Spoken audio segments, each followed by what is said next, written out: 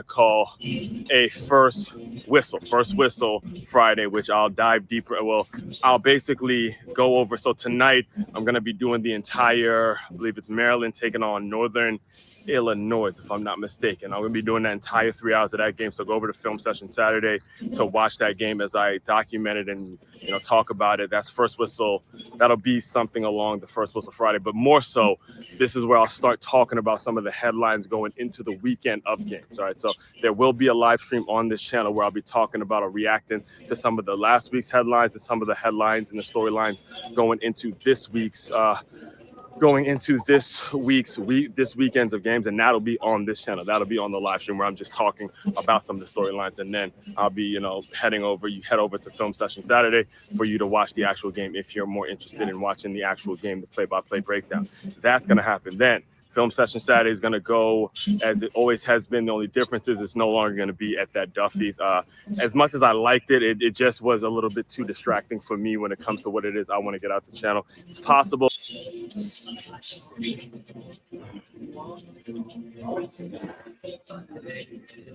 All right, folks. Osborne Crookshank here again, back for another film session Saturday. Today we're watching the Penn State Nittany Lions. Well, first of all, let me introduce myself again to anybody that's new to this channel, new to my world. Created this whole brand, this whole concept, this whole company that's all about taking the innovative teamwork lessons that you learn on the football field and aligning them with businesses and business owners so they have a staff and a group of employees that moves like a championship team. The reason for this is for me to one day be like those people that you see on TV, to be a college football play-by-play announcer. And again, I'm all about, when it comes to my business, when it comes to the work I do, when it comes to everything I'm all about making sure we're actually applying and doing things and not just talking about things. So part of the actions in which I'm taking is you're watching college football live every single week. This is the third game I'll be doing. We're only on week 2 now. The third game I'll be doing directly. Next week I'll probably be doing a Michigan. As you see, I'm a huge Michigan fan.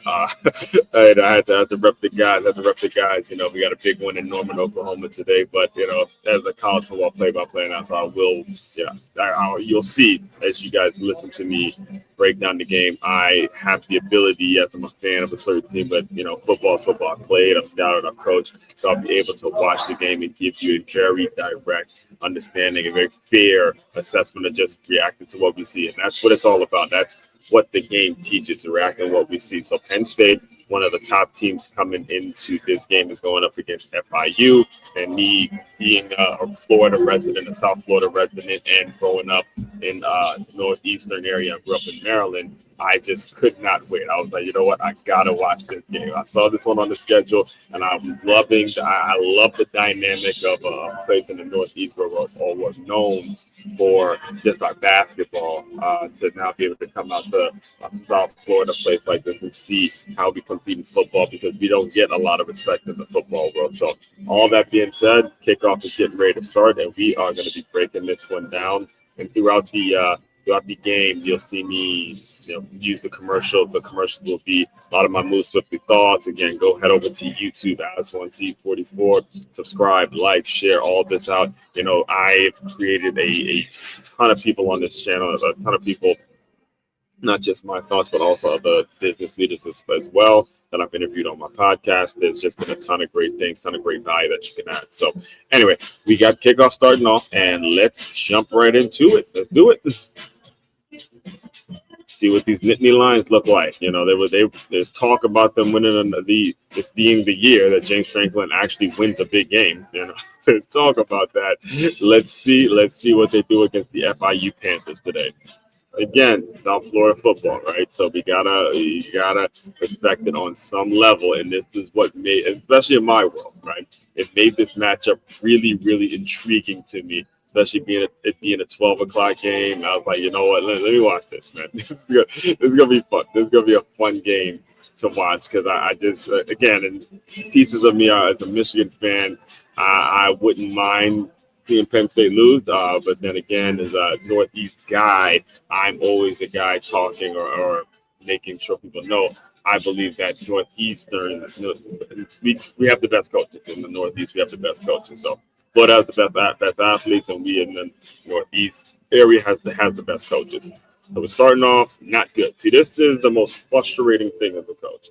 You were given I'm 1,000% sure the FIU coaches gave the offense the script. They knew what the play was going in, and for you to come out the first thing in the game and to have a delay a game, that is absolutely an embarrassment. It's an embarrassment. It's an embarrassment to the coaches, embarrassment to whoever's involved. You shouldn't be in a delay game in the first play of the game, and that's how you start. Again, the expectation is that FIU is going to get blown out, all right? And you feed right into the expectation. You keep the crowd energized by starting off with a delay game. Inexcusable shit, all right? Inexcusable shit to start off the game. Anyway, that's first play. It's a lot of time to make up for. Let's see what they do here. So now we got 2nd and 13 after a two-yard gain from FIU. We got pass. Now, again, receiver, you got to pull that in. The quarterback was under duress. He was under duress. A lot of pressure coming in, but he was still able to get out a pass, and the receiver has got to pull that in. He's got his hand. I know it's not an easy catch, but he did get his hands on it, and he's got to pull that one in.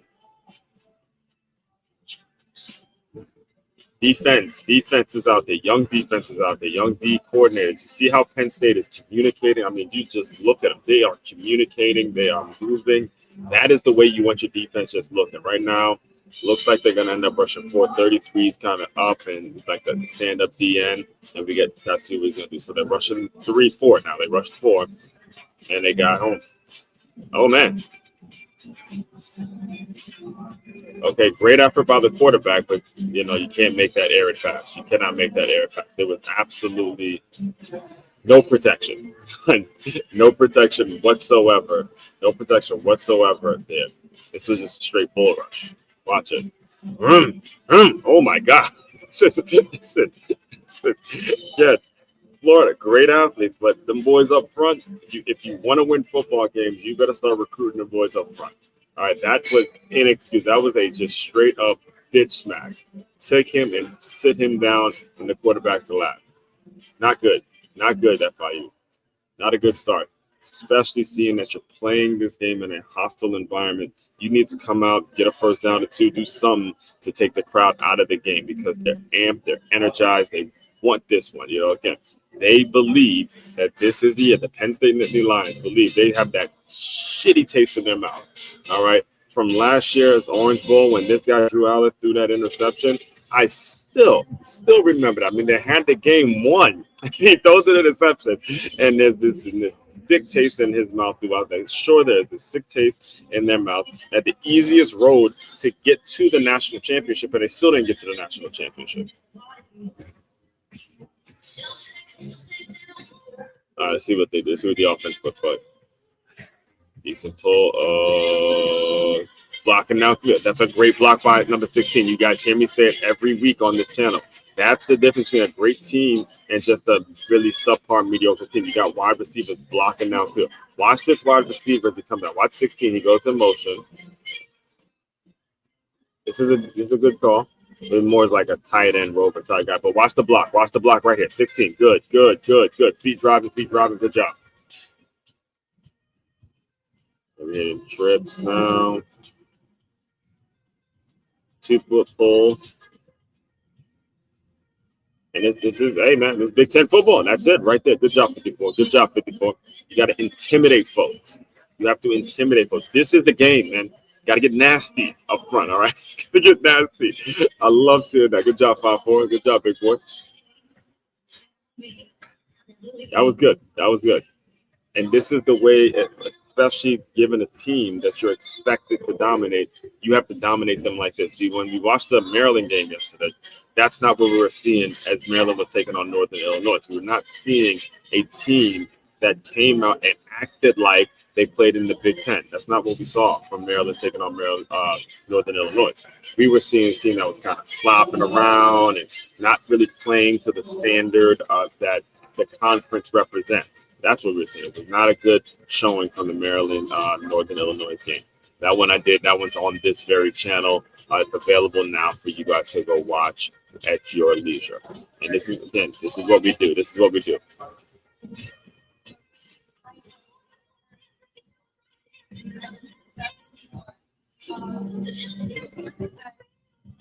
All right.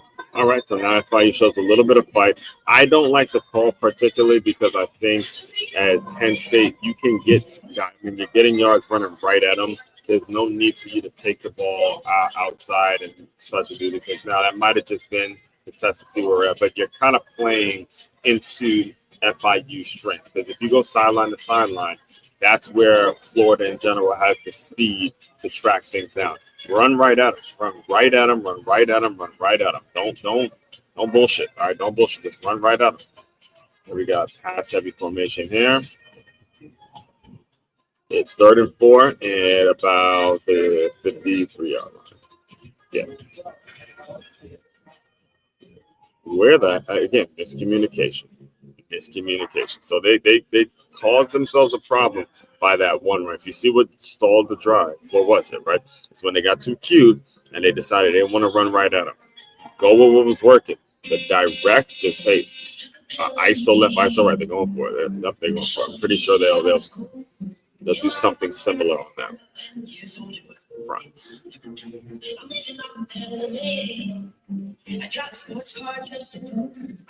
All right,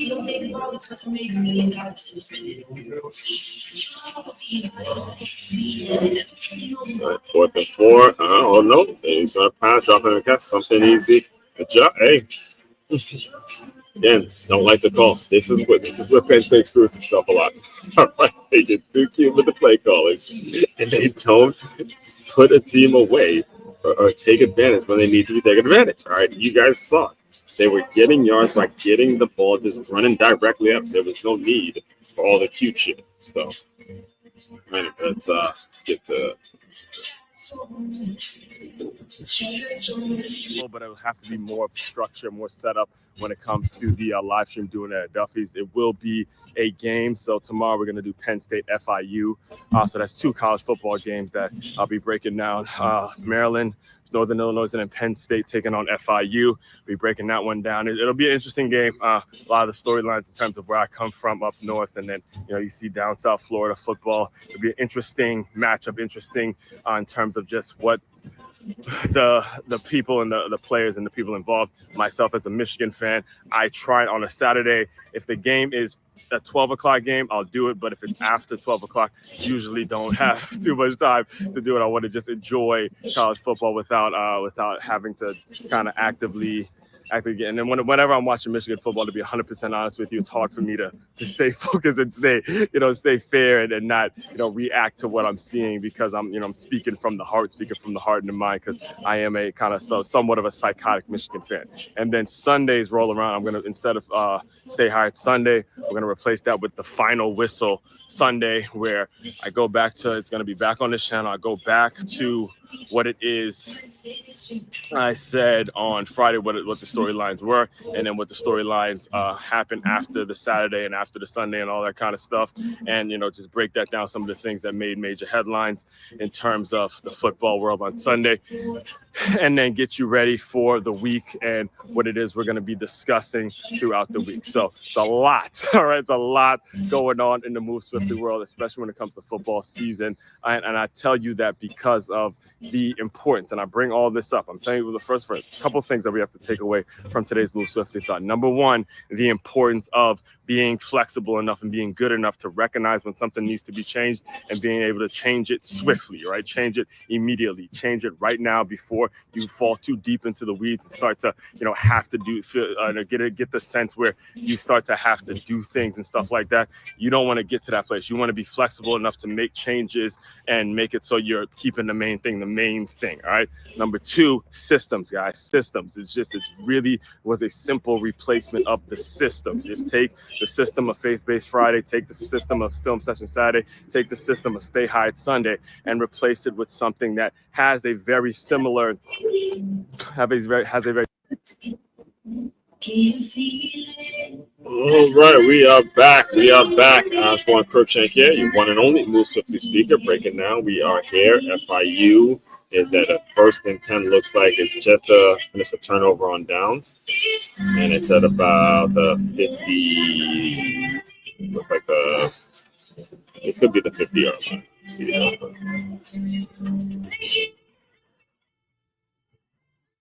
Big stop, by the way, by FIU's. Yeah, right at the 50-yard line. Exactly at the 50-yard line. It's a big stop by FIU's defense just now to hold them. But again, if you're watching the game, you would have recognized that Penn State just got way too cute with the play calling, and now they're letting FIU in the game. FIU just picks up a first down now. Again, this quarterback, we've seen him for 2 drives now. He's been under duress all, for the most part, for pretty much every play. But he seems to be handling it well. He seems to be, getting out of the pocket, making some throws, aside from that error throw from the last drive where he basically almost threw it to a Penn State player. Basically threw it to a Penn State player. He just happened to be out of bounds. But just now, you saw he got out the pocket, he's avoiding pressure. You see him doing some things to give his team a fighting chance. That looked, oh my God. The right tackle did not even block the guy. It was a spin move, and the quarterback had to. There's been no blocking up front. All right, watch this tackle, the spin move. Watch the spin move up top. I'm pretty sure that's what they said. Whoop! See that? 18 spin. There was no time.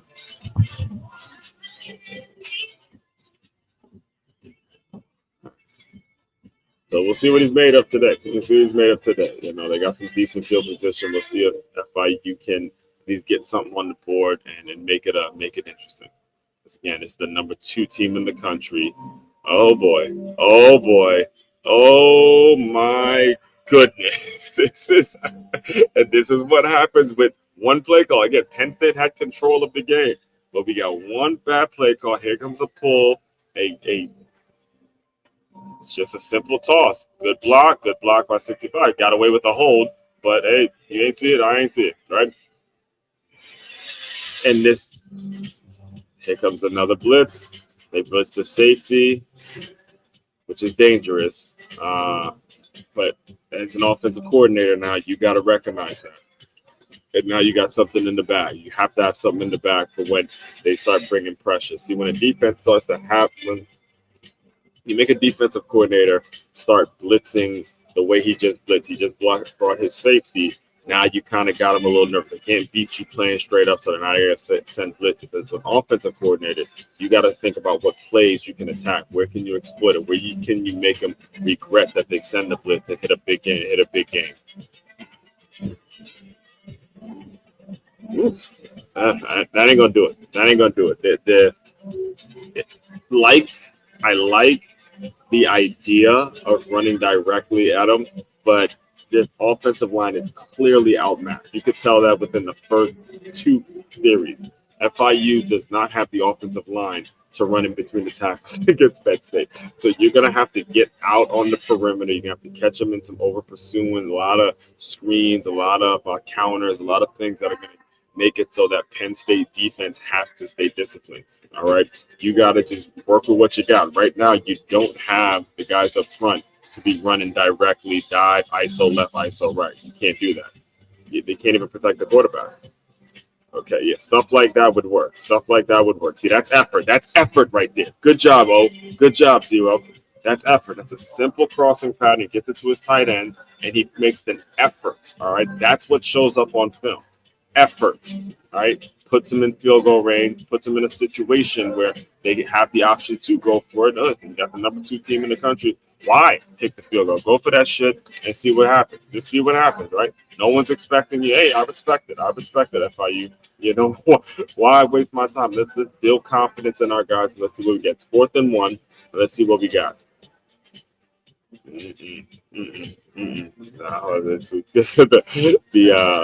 Timeout. Let's do not run in between the tackles. I'll tell you that. That's clearly not going to be work. All right. So I'll get that situated. Again, let me just introduce myself to anybody. If you're new to this world, new to what I'm all about, as one Crookshank, your one and only Move Swiftly speaker, former Division I college football player, and current 5-time, soon-to-be 6-time published author and educator. Created this whole brand, this whole concept. You see that plus LY right there on the top right of your screen.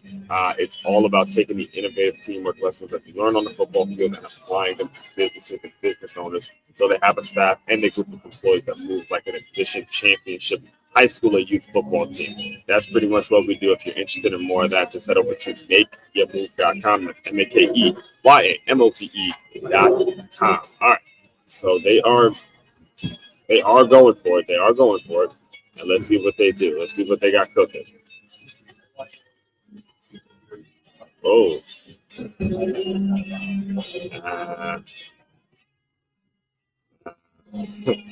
I mean, I understand. I understand. You don't have the dogs to just be running up front like that. But the call, it was just a great defensive play by Penn State. Except it's just the content is a little different, and I couldn't do that if there wasn't a solid system on the day-to-day basis that I was working towards throughout the offseason. And this is the same thing we tell players, same thing we tell coaches, same thing we tell anybody that is out of their season. Hey, make sure you're using that time wisely to get better, develop some systems in which you can constantly see yourself getting better, feel yourself getting better, get a sense that, hey, I got more confidence in terms of what it is I'm doing. I understand where my goals are. I understand where all the things are I need to be. So that really is the two main takeaways from today's Move Swiftly Thought. All right. So again, see you all later on this channel where I'll be breaking down again, debuting First Whistle Friday today, and then go over to film session Saturday because the game, the Maryland taking on, I believe it's Northern Illinois, my hometown team, Maryland, taking on Northern Illinois. That'll be debuting tomorrow morning, first thing tomorrow morning on Film Session Saturday. So you get to watch that if you'd like. And then, we're going to go through Saturday and Sunday and take it in stride, baby. So all that being said, the main website to check out to dive deeper into all of my work, especially.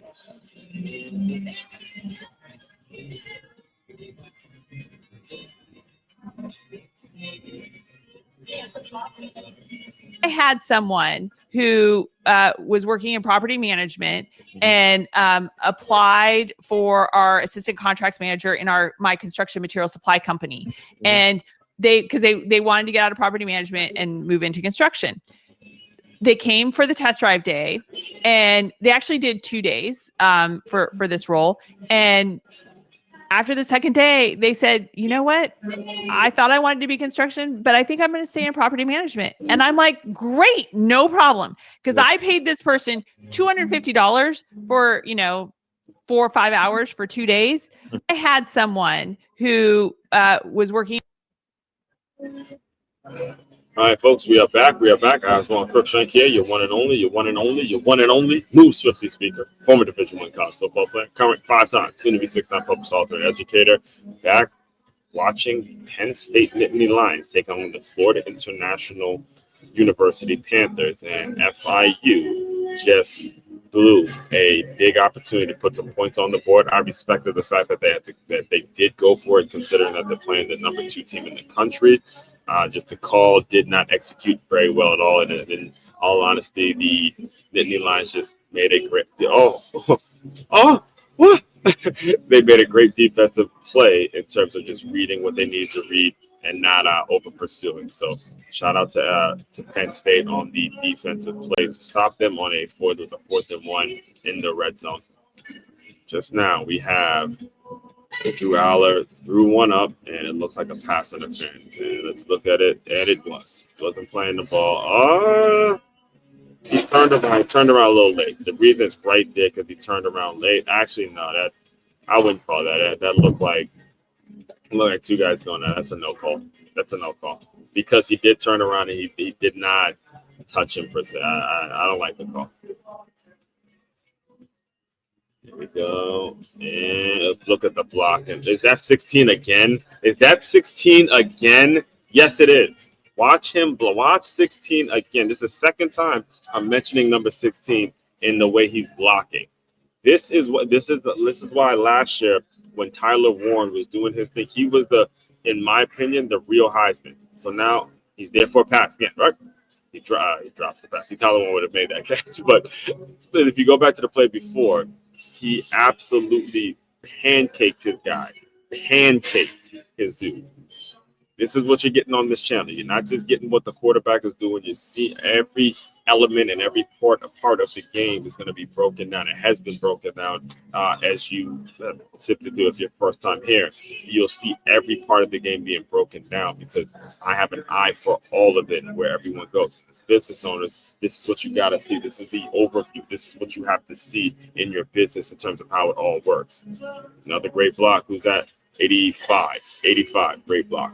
Great block. It all works in that front seven, man. It's all working in that front seven.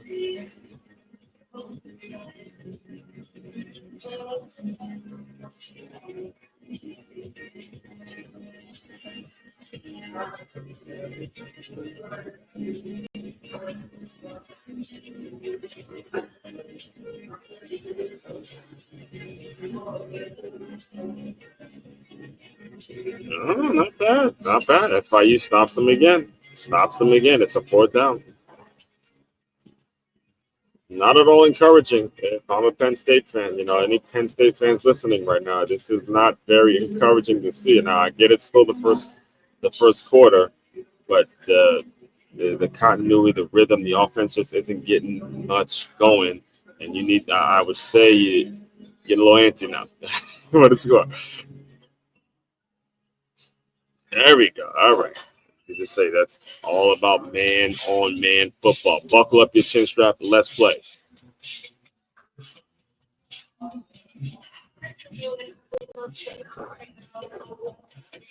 Mm, 20, 16 again. 16 has caught my eye. I'll tell you that. 16 for Penn State has caught my eye. He's just like Tyler Warren last year. And again, if you look at the work I do, I said I put it all on wax. Tyler Warren was the Heisman, in my opinion. But look at all the things 16 is doing now. He's reminding me of what Tyler Warren was last year. Now he's in there blocking, and he's at the point again. You saw him seal that off? Did you see him seal that off? You see 16 seal the edge off, and it set the running back free. Watch it.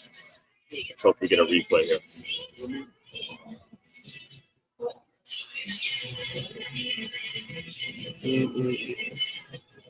And now he's lined up here, and they throw the ball to him again. You can tell. If you watch the game, you can see this is the second time they try to get him the ball, get the ball in his hands in a pass play. But watch him up top right here. He's lined up at tight end, and watch him seal this play down.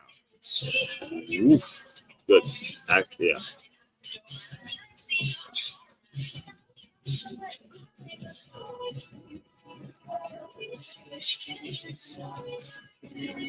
There he is again. Now he's lined up as a wide receiver.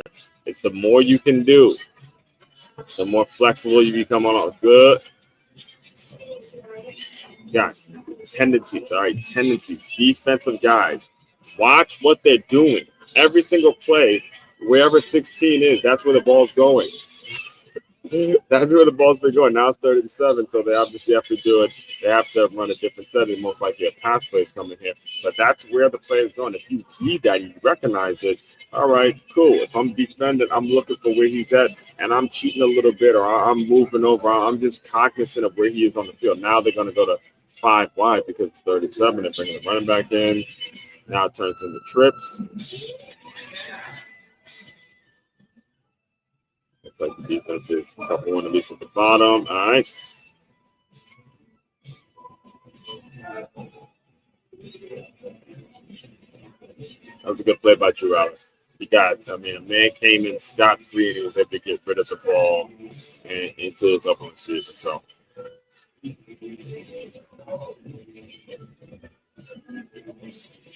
See, 27 comes in scot-free.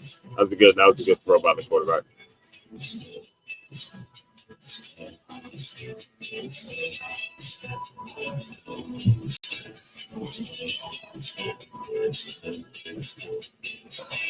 There he is, back at it again. Look, now he's lined up as the receiver. This is the same stuff they did. And where they running. He's open. What did I call? Did I not call it, guys? Look who scored the damn touchdown. 16. I'm telling you, man. I know this shit. I do this, man. I do this. I don't have scouting reports in front of me, but I know what I'm talking about. You put the guy. If you would watch the game, you would recognize these things, folks. he's a blocker throughout the entire drive, right? Put him at wing, put him on the line of scrimmage, and then he put him at receiver, and it just gave him time. Boom, touchdown. I do this, folks. I do this again. Holler at me, get at me on the play-by-play. Next year, I need to be in the booth somewhere, suit, tie, really breaking down the game the way that they need my voice. The game needs my voice. I need to get a Heisman vote too. I'm looking for all that. I'm looking for really make a splash in the college football world, man. Come on, man. Come on, dog. Khalil Dawkins again. That's the guy. I guess that's this year's Tyler Warren, and they had to replace a giant in Tyler Warren. He was that dude. All right. Yeah. So what I think people get too caught up. I think we have to use the job boards. Like you need to cast a wide net when you're hiring, and you can't really just rely on the job boards. You need to be there. Yeah. But the thing about recruiting and hiring and being on the job boards is people are too focused and reliant on job titles. Yeah. So what I think people get, and if you go to DISC's website, right there on the homepage, it says, do not use this for hiring. Because a personality doesn't tell you if they can do the job. Amen to that. So, and if you go to DISC's website, right there on the homepage, it says, do not use this for hiring. Because a personality doesn't tell you if they can do the job.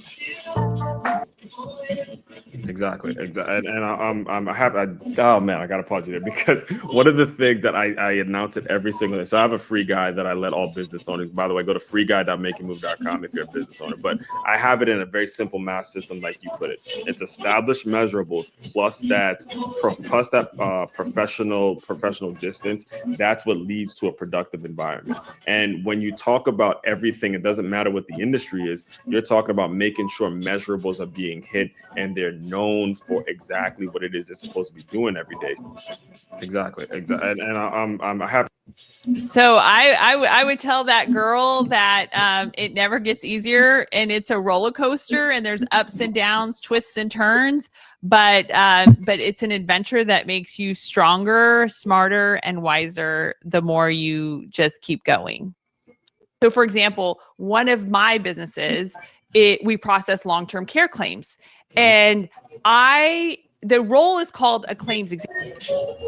Okay, folks, we are back. Now, it's one Crookshank here, your one and only Blue Simply speaker. We just watched a Penn State touchdown that your one and only Blue Simply speaker called out. Again, not saying that to be cocky or try to impress you, but to impress upon whoever is listening. You need to get me on your better. You need to get, especially if you are running a major sports network and you need a college football play-by-play announcer for 2026, you need to get at me so we could talk business, all right? Because I didn't have much. Don't have any prior knowledge to either of these teams, but I'm simply watching the game, and I'm seeing where the tendencies are. I'm seeing where the concept. I'm seeing where they're trying to get the ball. And my experience as a scout team college football player, my experience as a college scout, my experience as a high school football coach, all of that is just simply showing, all right? Because I called it. I've been watching them run behind 16 for the entire drive, him having the ability to get out and catch passes that showed, and he ended up scoring the first touchdown. So FIU has got to answer. They have got to answer here with points. They cannot allow themselves to go down or be in a position to go down 2 scores to the number 2 team in the country in Happy Valley, in Penn State, because now the crowd is into it. The crowd is excited. They want to get this win. They believe that this is the year that they are going to finally win a national championship. They have not been good against the big wins. They're not going Coach James Franklin. Coach James Franklin is he can't win the big one. So they are sick and tired of hearing that, and they want to get one. Again, great play by 44. Great play by 44 to set the edge and be strong in that edge. That was a good job by the DN for Penn State. See what the flag is holding. FIU, yep, it looked like it. Definitely looked like it.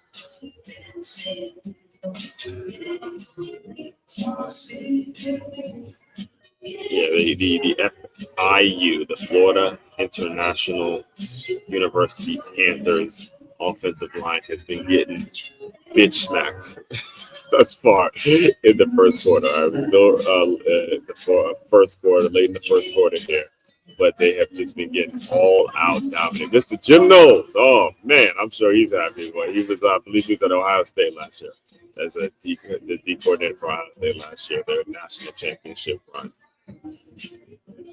Oof, man, it's gonna be a long day for that It's gonna be a long day, a long film session for that FIU offensive line because you can see they're just outmatched. It's plain and simple. They're outmatched. And it's clear to see. It's just plain and simple, blatantly clear to see when you're outmatched. That's why front seven, the trenches in the line of scrimmage, why that is so important. All right, so important that front seven develops. So you find guys in that front seven that can play the game, man. Like real hogs, real dogs. Look at that. Again, the quarterback is under duress. Is that 86, man? 86. Great catch. I'll give you that. But you got to stick the ball out. Get the first down, man. Give your quarterback something, dude. I mean, he's under duress. He's running for his life back there. He gets a great pass out there for you. You got to get the first down. You cannot let these little DBs tackle you. Come on, dude. Balls down, take advantage of it, get the ball, get upfield, stick the ball out, do something. And we have now another 4th and 1 where you don't have the offensive line to just grind out that yard. All right, you got to get that first down. Just got to get it, man. See, that's where you see determination, and you see so they look like a direct snap to the running back. Let's see what they're gonna do. Now they use the second time. That's 2 timeouts in 1 quarter. Now, again, it's the first half, so you don't really need them like that. You can burn them when you need to burn them, but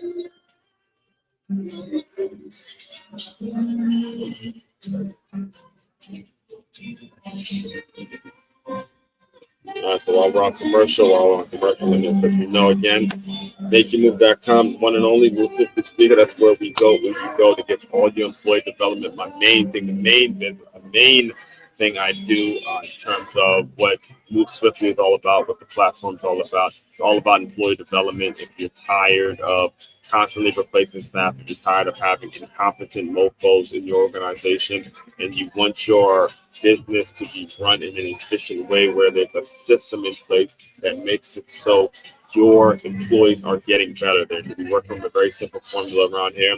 It's establishing measurables, number 1, having a professional distance, and that creating a productive environment. Measurables, distance, professionally a distance, and then a productive environment in that order. That's what you're going to need. That's how we establish. That's what that whole plus LY that you see on your screen. That's what the whole Move Swiftly framework is all about. So if that sounds like you, make sure you're going to MakeYourMove.com and MakeYamope.com. One-stop shop for all your teamwork and your self-development needs. Turn your business into a championship team. It is common knowledge that the best way to win in business or in life is by avoiding ways to lose. Whether you've just started a new business or you've been in business for quite some time, there's no getting around the need to hire or outsource certain elements of your organization so things can run as efficiently as possible. When you book your meeting with Aslan, he'll diagnose what the issues are with your current system and then strategically create a system in which will lead to a reduced amount of turnover, a clear understanding of the parts of your business that need to be outsourced. All of that available on MakeYourMove.com. It's MakeYamope.com. Be your business innovative teamwork, your problem solver. All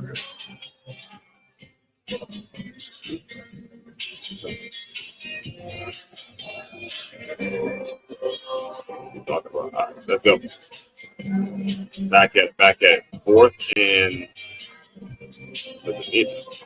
all right, 4th and 1. Let's see what FIU does. Oh, they did get it. That hey, they got there. They did get there. So yeah, so and I just got this message from Stream. It's like I'm not this isn't being recorded live, so the internet connection. Yeah. So anyway, well that's not for you guys that don't need to hear that part. But just know actually you do need to hear some of it. I've come a long way when it comes to me utilizing technology the way I utilize it now. If you go back to my first couple, ooh, good run, boy. All right, now, all right, FIU, I see you. That was a good run. That was a solid run right there. Indiana, yes. Next week we'll actually be breaking their game. I believe they play Indiana State, if I'm not mistaken. But next week on this very channel, Friday night they play. We'll be breaking that game down, and then of course, we got to watch Michigan versus Central Michigan next week. That's for next week, though. That's for next week. Let's get through tonight.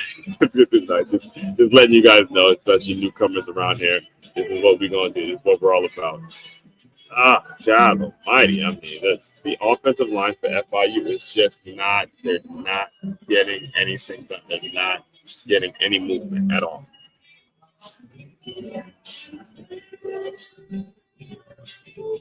And that looks like the quarter. Again, overall, first quarter, kind of analyzing the first quarter, we're seeing Penn State using number 16 the same way that they used Tyler Warren last year, where they're constantly running behind him. He's their guy, he's their diamond, he's kind of like their ace in the hole, and they're utilizing them well. But they're not dominating, they're not there. They kind of let FIU stay around. Had it not been for call, I mean, FIU had the ball right there in the red zone. They couldn't capitalize with points or anything like that. So it's going to be interesting to see how Penn State pulls away, or if they do pull away, or if FIU can continue to kind of hold them and keep the fight up. And that's the beautiful thing about college football. We have the number 2 team in the country here, and we'll see. And again, the team coming in is representing the place in South Florida that has the best high school football players in the country in terms of athleticism and stuff like that. So we'll see how this whole thing plays out. Let me let some ads run as we keep rolling.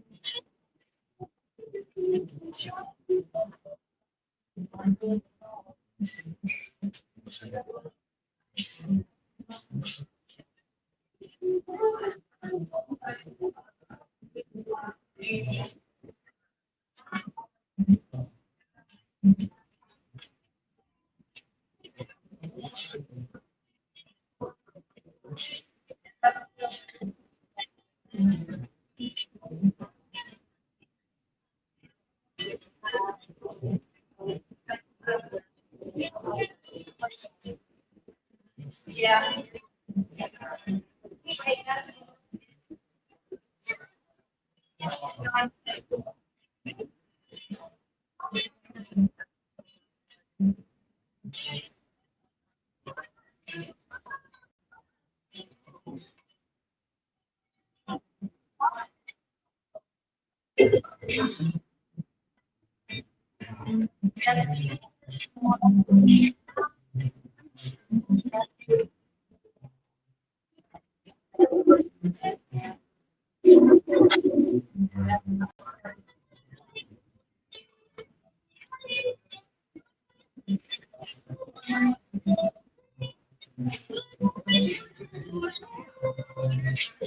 All right, back. I just want to first hit one and only. Move the speaker. Formative business football player, current 5 times, soon to be 6 times, published author and educator. We're gonna drop that soon to be really, really soon. All right.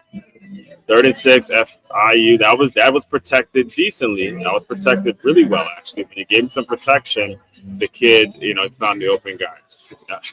He looks like he still got knocked down. But hey, come on, man, shake that off. You can already see that he's their guy at FIU. You have to rub all that off, man. You gotta wait till after the game to be hurt. Can't be hurt right now. Be hurt right now. Let's see what happens.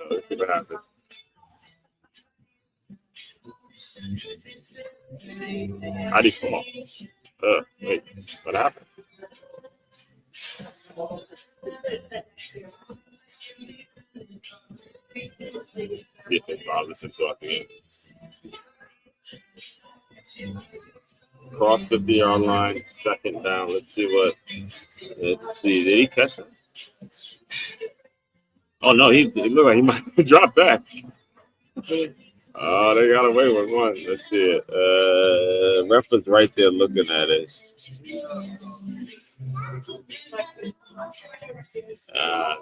Well, the ref was looking right at it, so.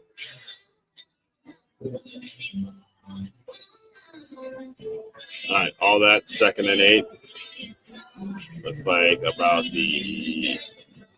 Oh, good call. Good. Oh no. Oh no. Oh no. Oh no. What is this? Now that was the timely call. It was a timely call. And it caught him off guard because Penn State has just kind of been pinning the airs back and going after him. That was the timely call. I'll give him credit for that. That was a good call. They did catch him out. They did catch him in an open pursuit there. And what did we see again? That wasn't the receiver that was blocking. That was the number 0 guy, tight end. Yeah, yep. He was the one blocking. High snap. He handled it well. That was a hold.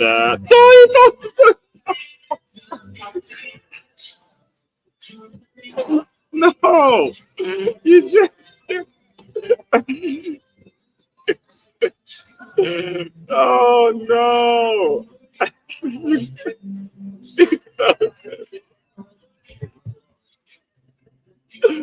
Oh, you just get some momentum. The kid's been having a good, and he throws an interception on the goal line.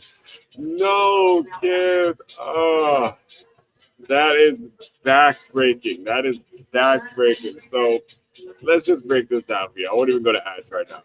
You get a situation like that. That right there is absolutely backbreaking to the morale of the team. All right, quarterback's been under duress all game. You know, you finally get a play where you break one, you get back in the red zone, and you throw one up. You try to do too much. You get some pressure, and you end up throwing an interception and giving Penn State the ball right back. That kind of stuff absolutely demoralizes the structure, all right, the morale of the team, the confidence, the energy, what they had going in, and you just gave them the ball back, man.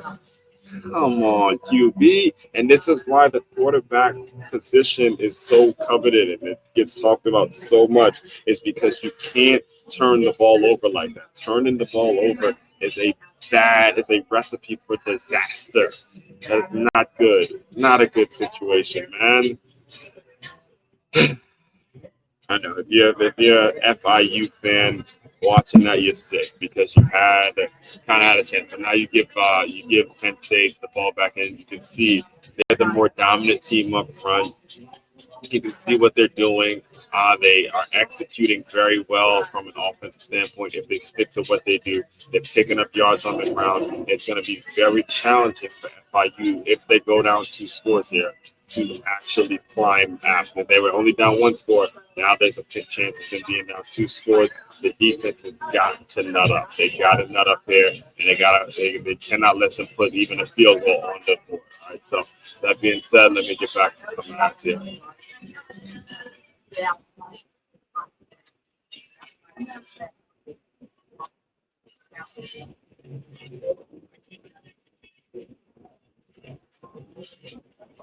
All right, we're back. I just want to Crookshank here. One and only, Luke Swiftly speaker. FIU taking on the Penn State Nittany Lions, and a absolutely backbreaking, demoralizing interception just thrown by the FIU quarterback. All right, so moving on here. What are we going to look for now when we Penn State offense on the field? We're going to look for number 16 and see where they run. Good. That's a big stop by FIU right there. Big stop. But this is inexcusable, man. Again, high snap. You handle it well. You do that part well. All right. But where is it? No. Even if that ball does get, that is not a good throw. It's not a good decision. You gotta throw that one away, man. You gotta throw that one away. All right, see what they got. It's a pass-heavy set.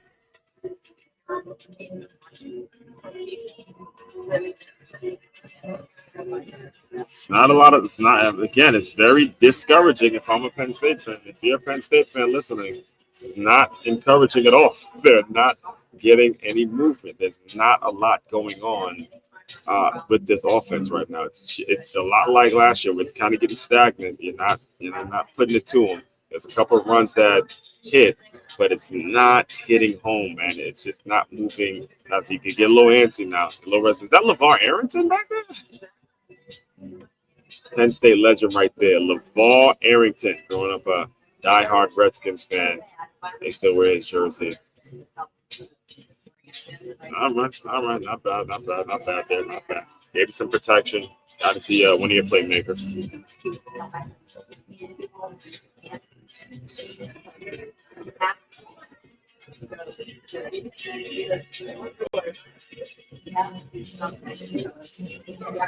I think when you send the blitz and it doesn't get home, you send the blitz and it doesn't get home, that's what happens.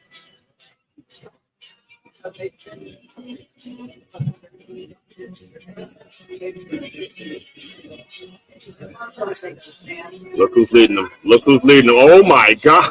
Oh my. Look who's leading them through. Look at who's 1-6 again. Watch the block. I listen to me, man. Listen to me. I have an eye for this shit. Look at 16 lead this block. Oh my goodness. This kid is playing. He's playing his ass off. All right. He is playing the football. Yeah. Oh, man. He absolutely pancaked that kid. There he is again. Leading the way. Look at it. There he is again, guys. Watch the game. Full breakdown of the game. What we do. What it's all about. That's this game.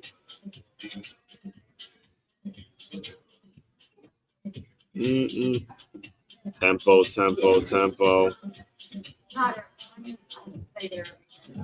Kind of like the tempo. Now, here we go with a flag. Looked like some tempo was going on when it comes to Penn State, what they were doing. Illegal looks like too many men on the field.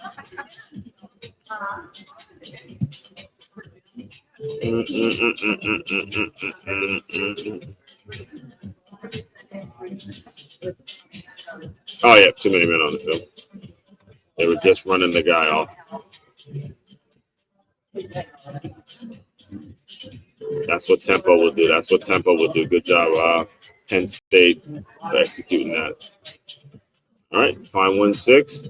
Most likely that's where the ball's going. Yep, right behind him. No secrets. Right at him.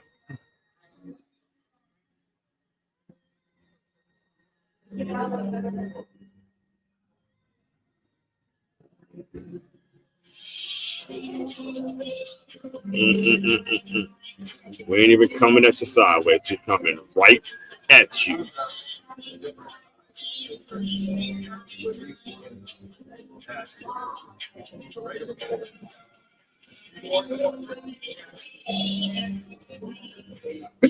Excuse me. All right, good protection, and you just got to put a little more air under it. You got to give the guy a little more of a shot. Throw it up there a little better. Yeah, see how the receiver has to come back at it. You got to get it a little more up top. He did have a step on him. It's got to get it more up top. And Drew Alley, it's not a good ball. No, it wasn't pass interference. That's my ass. No, stop all that pitching. It was not pass interference. The ball was underthrown. Looking to get bailed out with a pass interference call. Wasn't a good throw.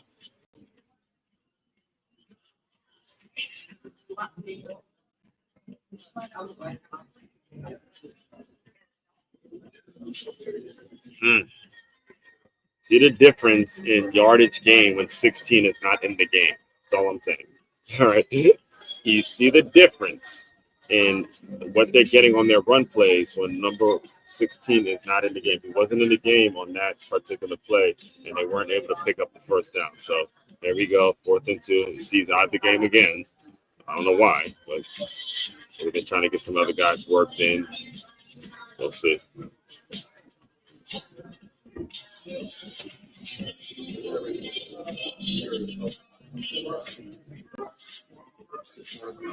He didn't get it. He didn't get it. He did not get that first down. He didn't. Nope. Didn't get it. Didn't get it. You see the difference. You see the difference. He did not get it. He did not. It was a great stop. Great stop by the FIU. Great stop, kid. He didn't get it. He did not get that first down. That was and you see the difference when the lead block is not in. They're not getting the yards. Watch it. He comes right in 0. Bam! Good tackle, boy. Good tackle, man. Stopped him right there. That was a great play.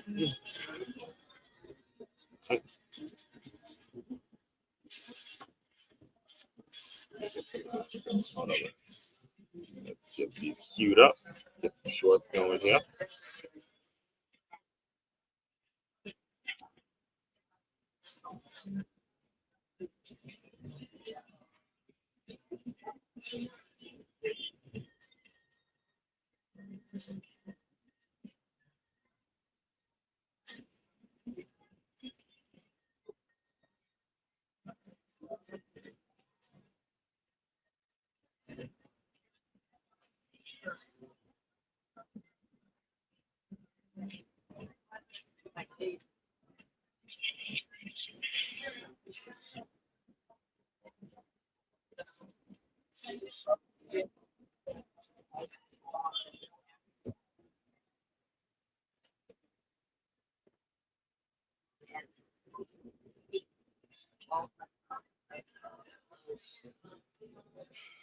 All right, we are back.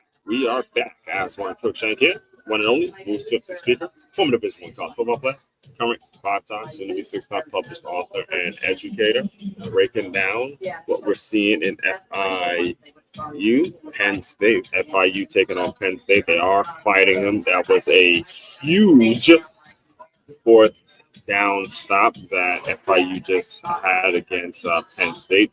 And again, just basic takeaways, reacting to what I see. I see a team if we're talking about Penn State specifically, a team built very much like last year, where there's like this hybrid tight end / receiver / lead blocker, a guy that can do it all that you really have to account for if you're a defender. You got to account for number 16, the same way you were accounted for Tyler Warren a year ago. You know what? I'm calling it number 16. I'm going to open it up. 16. And again, because I don't have much. I come from the world of just watching and reacting to what I see. That no name, any of that. You know, when it comes to real scouting, that's the world I come from. Real scouting, where you're simply reacting to what you see. And that's the best way to do it. That's how you know you're getting an authentic evaluation day in and day out. Inside out, good job. That's a big time play by 0. It's big time play by 0. All right, let's see if FIU can take advantage of it.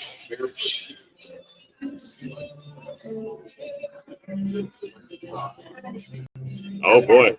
Uh-oh. Oh boy. Oh boy. Oh boy. Oh boy.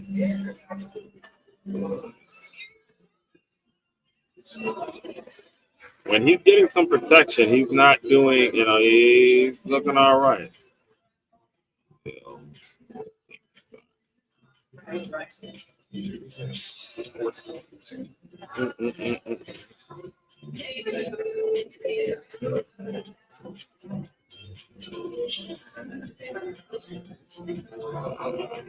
Rushed that though. It was there, but he rushed it.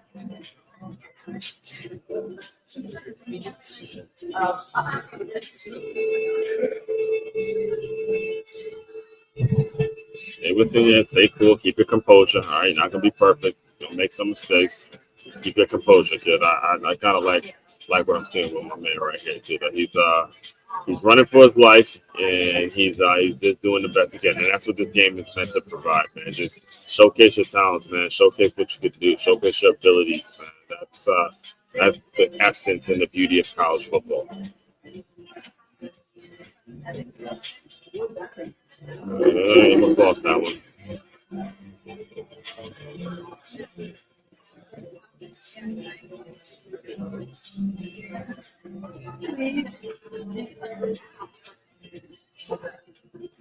Hot job, Bell. I saw his son playing. His son is the #1 quarterback in the country right now. I saw him play American Heritage, the high school, a couple of weeks ago. It was a fun time. It was the game in which they came. It was 28-0. They were down 28-0, and they ended up winning the game 31-28. It was against St. Joseph's in PA. Actually, that was offsides. Let's see if they got it. It looked like it was offsides on Penn State. They didn't call it. Yeah, it looked like it was offside. Let's see it. Might have missed that.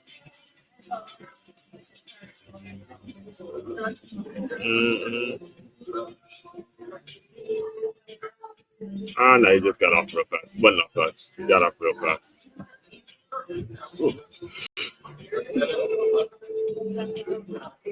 At least they were able to flip the field position a little bit. Got some gains. Got some. They got past the 50, and just keep playing ball. Keep it close. Oh, he blocked. You can't have blocked punch though. Special teams again. This is the difference in programs, right? When you get a Penn State, #2 in the country, versus an FIU that's at a suburb, a lesser division, which is the Conference USA, it's just the depth. Special teams play. They just don't have as much, right? This should not happen.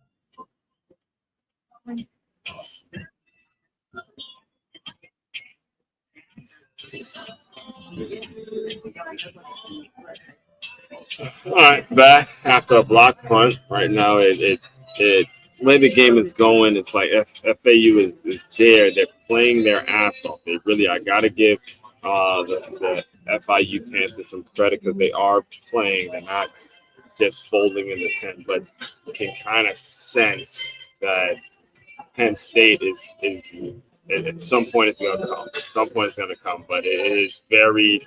If you're thinking about Penn State this year and what's the expectation, this is not a very encouraging first half right at all. They're making mistakes. They're not putting a team away. Again, you see it on the screen. This is supposed to be the number 2 team in the country. We were talking about them as the potential national champions.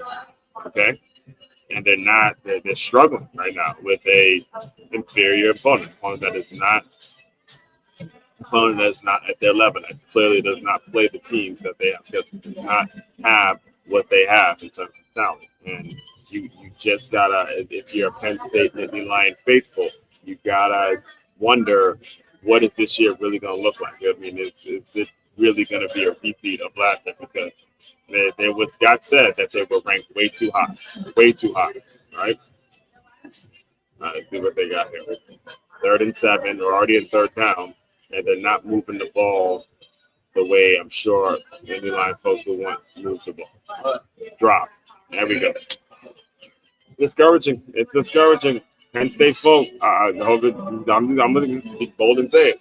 Get ready for a disappointing year. Get ready for another disappointing year.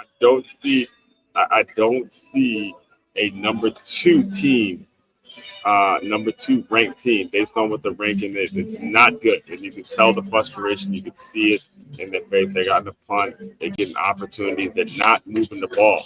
It's only 7-0 against FIU right now, guys.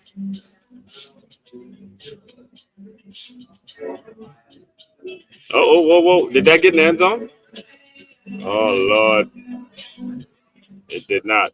Again, great special teams play. Great special teams play by Penn State.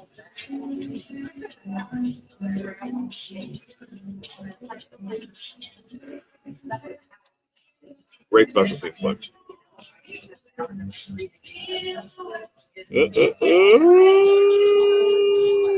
Jesus.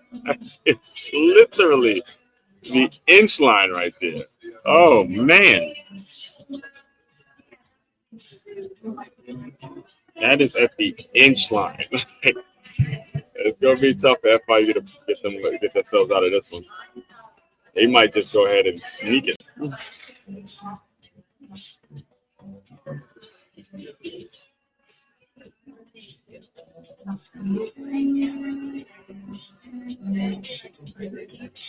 All right, we have 5 minutes to go in the first half.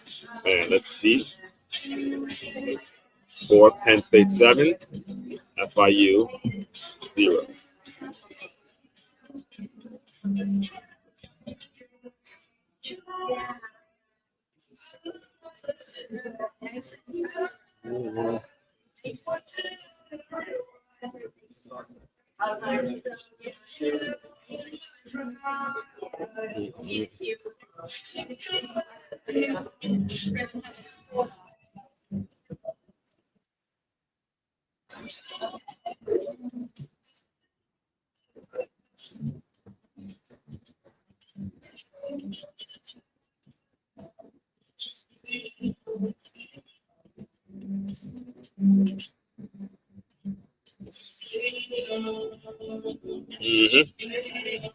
I'll let the volume play for like my career, right? Probably some of the coaching interviews too, by the way.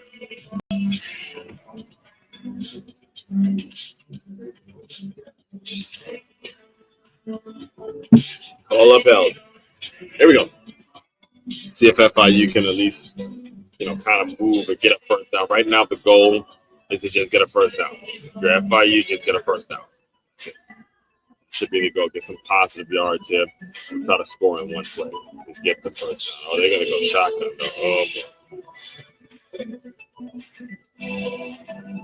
Backed up. Let's do what they do. Oh, all right. That's a positive game. That's all you're looking for. That is all you're looking for. Is some positivity, get you out of this back deep, deep hole that they're in right now.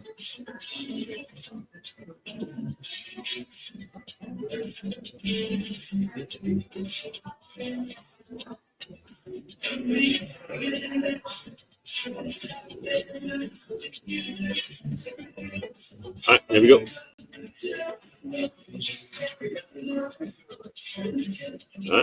Right. Whoa. Miscommunication. Look like a miscommunication all across the board there. Yep.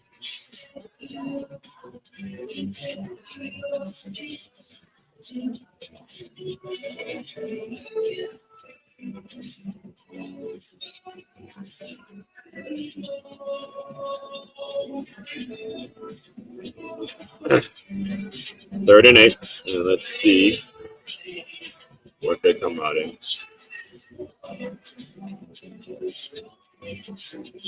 The trips. Oh, good job, number 6. Good job, kid. Good job, boy. Great play. Great reaction to the play. That was a great play. Let's get the replay on that. Come on. Let's get the replay. That was a great play by number 6. As a defensive guy, I absolutely love it. Absolutely love it. Watch it. Here we go. Not the word. I don't think the call is a bad call. Get it out. Get some say. Get him something easy. That's blocked. But watch 6 come in. Watch 6 come in. You saw watch 6 come in and absolutely make a great open field tackle there. Because if he doesn't make the tackle, the guy's at least picking up the first down. Effort plays. All right. Penn State has got to get something going. And special teams might be it.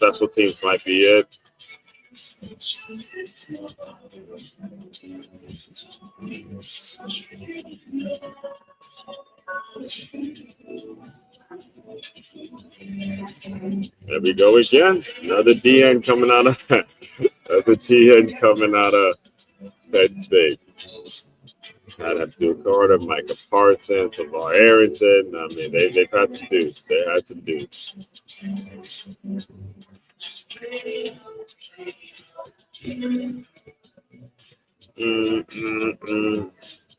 And there it is again. Here's another one. Whoop. Decent run there. Tried to get outside, tried to get on the perimeter here.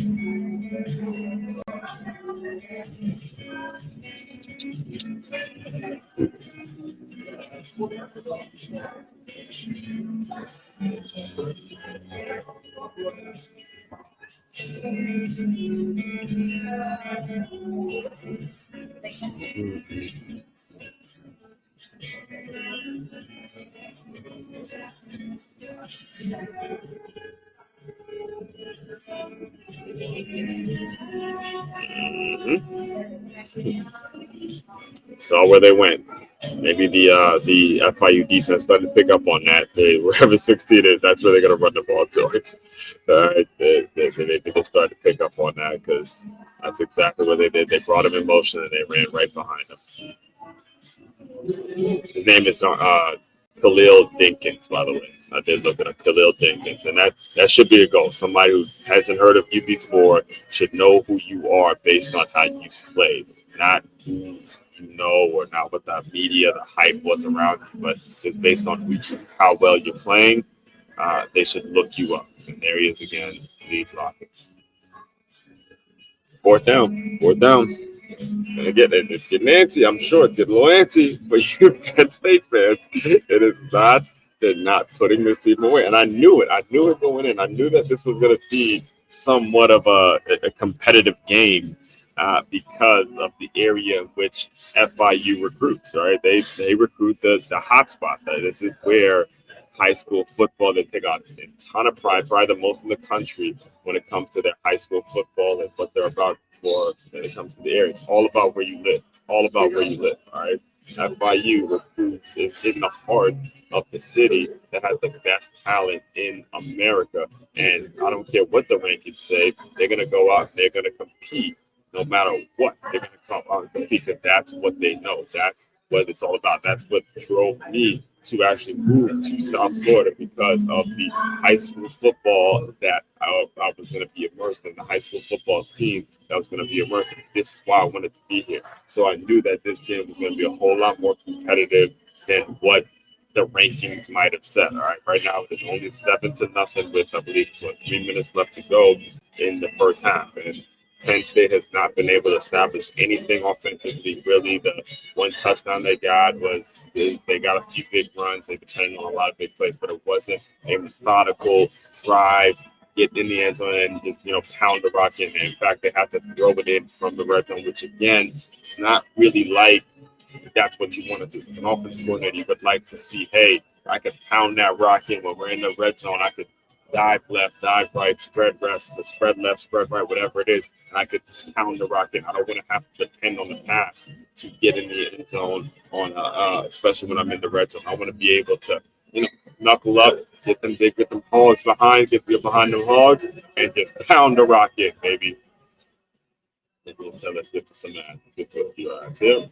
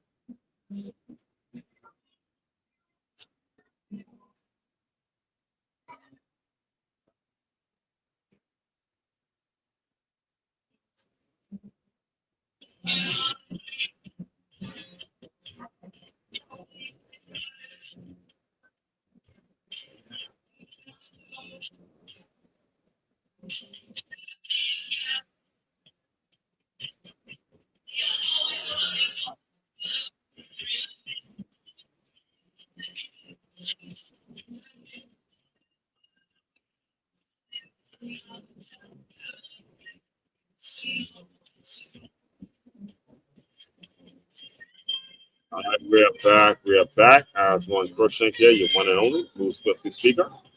Back, Penn State, FIU, a very, very, very underwhelming performance for all you Nittany Lion fans, I'm sure.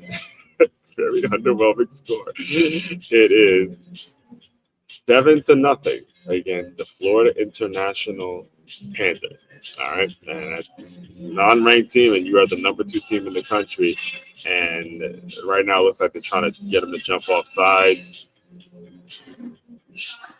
All right, good job. And he's okay. That's a good play. That's a good play. That is a good play.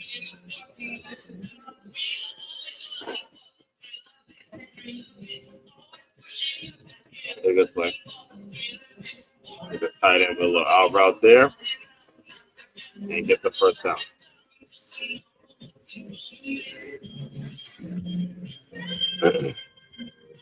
Stopped. See, the thing about South Florida as well is these kids, man, they're one-on-one. They grow up playing cover one, man-to-man defense. They don't do zone. They don't do zone. So, for the most part, I do believe that at least from the perspective of, hey, if you're gonna try to get a pass game on it, that leads to only 164 yards for Penn State. I mean, they're not dominating the game. But here we go. Here we are. Darnell Jenkins up top. Let's see what they do. And they hit him with a back. Big tackle here. Big tackle here. That is a great tackle, number one. That is a great tackle, all right? They caught him in some misdirection. They tried to run some misdirection, which means that corner had to step up and make an open field tackle, and he did just that. Broke down. Great job. Nice, slow. That is a great tackle, and he saved the touchdown. Great job, kid. Good job. That's a great tackle, man. That's a great open field tackle. Here we go again, 3rd and 8, and let's see what they do.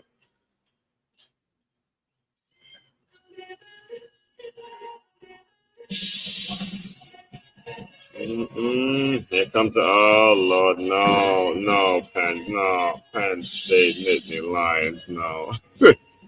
Not good. This is not good. This is not good. You're letting them hang around. You are letting them hang around. You are giving this team confidence. Not good. Not good at all. Not a good showing at all. No. A sack? You give up a sack?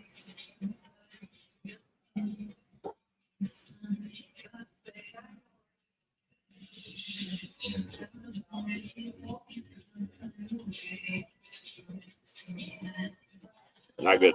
That's the only thing. Not good. It's not good. Not a good situation. Not for the number two, the supposed number 2 team in the country. I'm pretty sure they will not be number 2 after this week. And they're not going to be number 2. You can mark my words. They will not be the number 2 ranked team in the country after this week. It is a very unimpressive performance that they're putting out there right now. And this is college football. It's week to week, man. It's a week to week deal, and you got to show up every week, act like you want to win a national championship. If you're the national championship type team, you supposedly have national championship talent on your team. This is not an impressive performance. Now, again, I knew going into this game that it was going to be somewhat competitive, but right now what we're seeing is Penn State not even being able to run the ball. They're not even, really establishing anything on the offensive side. And even though they have the more dominant offensive line, giving up sacks is not okay. It's not okay. All right. Let's see how it plays out. It looks like most likely FIU is going to take this into the half. They'll be happy being down only 10-0, and we'll see how what kind of adjustments get made and see what goes on for the second half. So there we go. $50 seconds. Got to be very strategic now. Can't get too greedy if you're the FIU offensive coordinator. Can't get too greedy here. See what you pick up on first down, see what it looks like, and then go from there.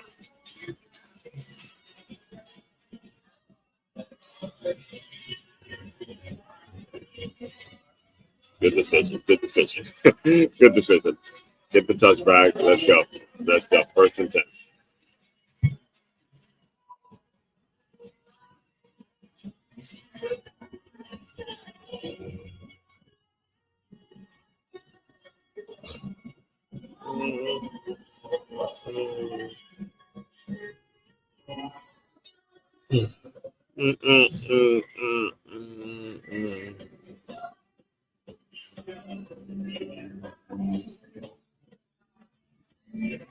Drew Allen, 9 of 17 for 68 yards. See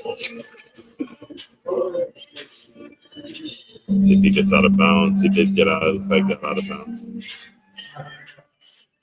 You could look at the violence. You could look at the play. They're not performing the way that their expectation is, the way the standard is. It's not. They are slopping around. See, it's kind of just. It's not there. It's not there. And you can tell when a team is playing well. I mean, regardless of scoreboard, you can tell when the team is not putting forth their best effort, and you'll see it. So, 2nd and 8, FIU going in. Penn State will get the ball to start the second half. And for those, and by the way, I will let the reason I take the sound off during the game is because I want to be the one doing the play-by-play, get my practice reps in. But I will let the coaches' interviews at the end of the half and at the end of the game. I will let those play with the sound and kind of see if what I'm seeing is kind of the same thing they're seeing, because that's important as well for me and for this channel and for what we do over here in the Move Swiftly world. So let's see. We got 2x2, running back in the back, and got it to them. Let's see how well they block it. All right, that's somewhat positive.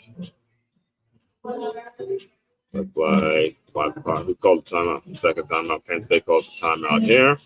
Maybe they're trying to get the ball back and put some more points up.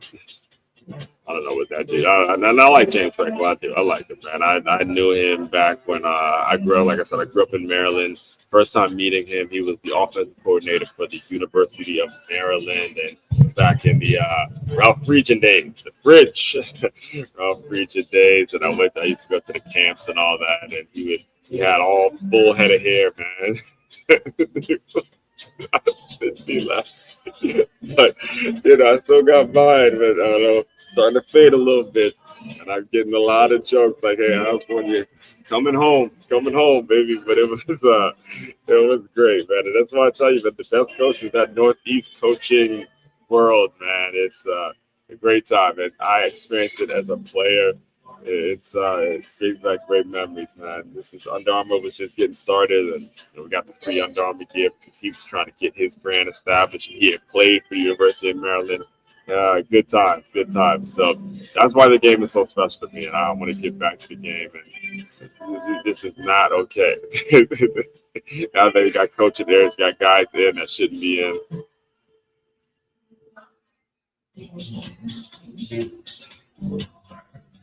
What? Yeah, it looked like it looked like I don't know why they ran the guy off. There's too many guys on the field. There's too many guys on the.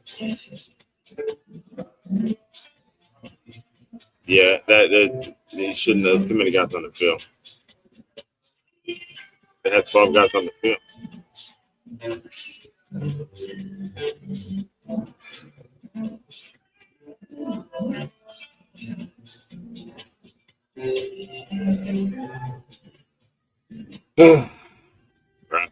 refs.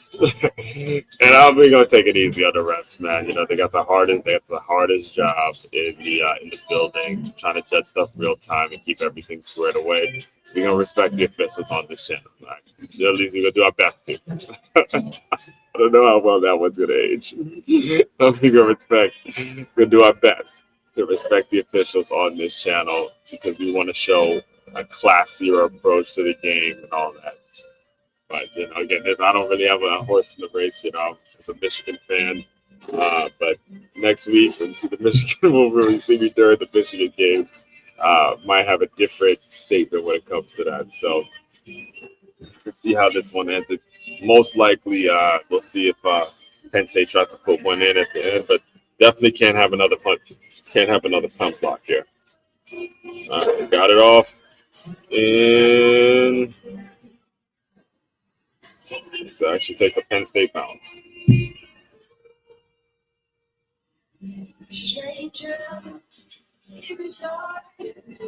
What? Substitutions.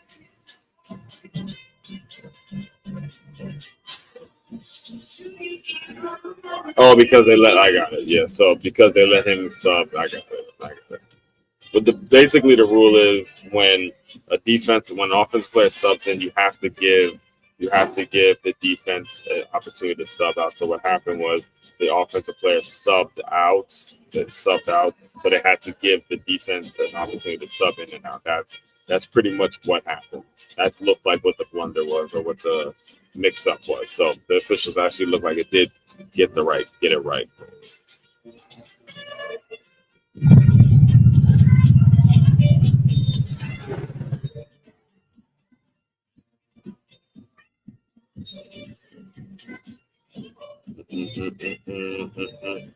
All right, then pass-heavy situation, second and third. 22 seconds left to go in the first half. Let's see what they do. Ooh. And they're out of timeouts. So now the clock stops because they got the first down. So the clock stops for movement change.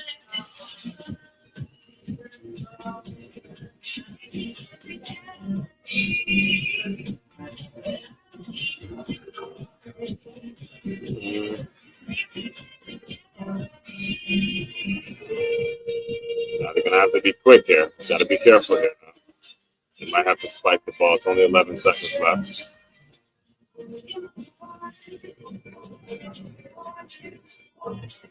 You can't hold on to the ball too long. 5 seconds left. Now you might have to run your field goal. You may have to run the field goal. With 5 seconds, yeah. Or just throw up a Hail Mary. Yep, field goal. Not bad there, not bad. Love the aggression there by Penn State. Try to get some more points. This is about a, looks like, what, 49-yard, 53-yard attempt by Penn State. Let's see what they do. Oh, Jesus. Not even close. Oh, my God. Oh, God. And that's the perfect ending to a really, really bad half of football. So let's hear what the next step is.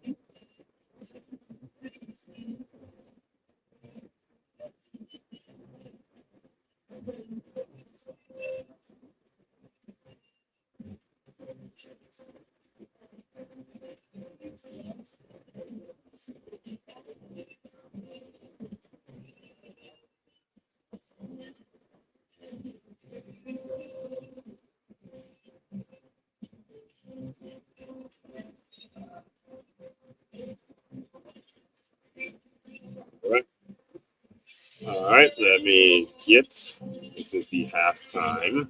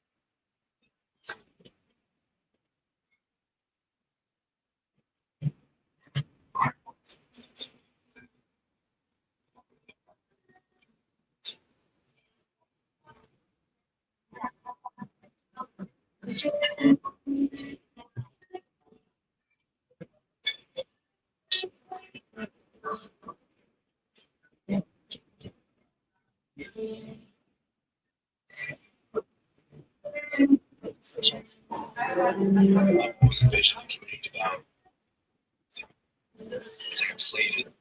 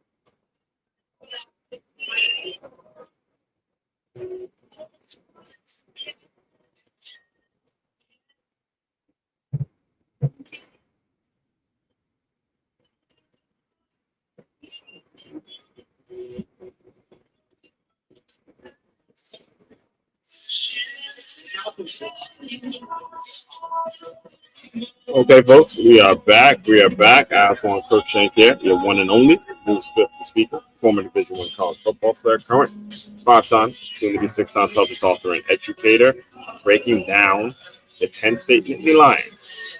Actually, in a fight, we'll see what they come out with. As you heard James Franklin at the end of the half, it wasn't a pretty first half for the Penn State Nittany Lions. So see what adjustments they made, and let's get the second half going.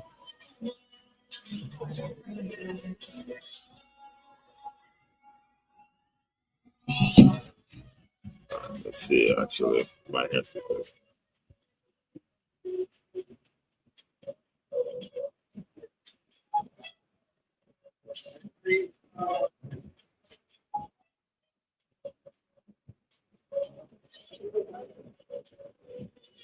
All right, here we go. All right, let's see. This is going to be an important drive for both teams. The Nittany Lions need to come out and really start to establish some dominance. And if FIU can get a stop here, then it can get pretty interesting. All right, but you don't want to allow this team, if you're FIU, to just do what was expected, which was for them to just come out and punch you in the mouth and blow you out. Right? You want to make sure you're standing your ground here, not allowing Penn State to do what the expectation was. All right, so let's see what they do. First play was the first down. Let's see what they do here.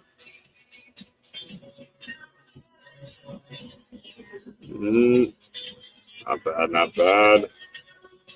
Slow out route there to 85, who made some good play.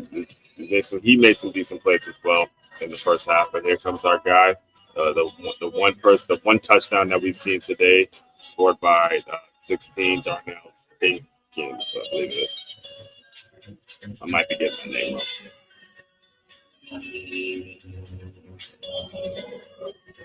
But I did look him up at halftime, and he has been on the Mackey Award watch list. And just so you guys understand about me, I come and I watch these games outside of my team, which is Michigan, Washington Commanders, or the teams that I watch on a regular basis. But when it comes to teams that aren't the teams I cheer for regularly, I watch and I just see who shows up. I see who shows up and all the media hype and what the media says about certain guys. I don't listen to that shit. I learn to come to a game. I learned scouting by coming to a game and seeing which players show up that day. Who's popping up on film, who's popping up and doing some great things on a consistent basis throughout the game. And what are we seeing? Oh no! But now, although he did drop the ball, you see that they're trying to get the ball to him. And that was one of the things I picked up a year ago when watching Penn State for the first time. Is the first game I watched them was against USC. It was that game where Tyler Warren, I think he snapped the ball, and then he had one where he threw the ball. He snapped. It's a touchdown play where he snapped the ball. Look at this drive. Got to catch that, son. Got to catch that. I know it's not the easiest thing, but to hit your hands. He snapped the ball, then he caught a touchdown pass, and then he threw a touchdown pass. Something ridiculous like that. The Swiss Army knife is what they called him, the Swiss Army knife of Penn State. So, third down. And again, we're kind of seeing the same story that we saw in the first half. The offense of Penn State is not just dominated. They're not moving with any rhythm. It's not tempo. It's not enough.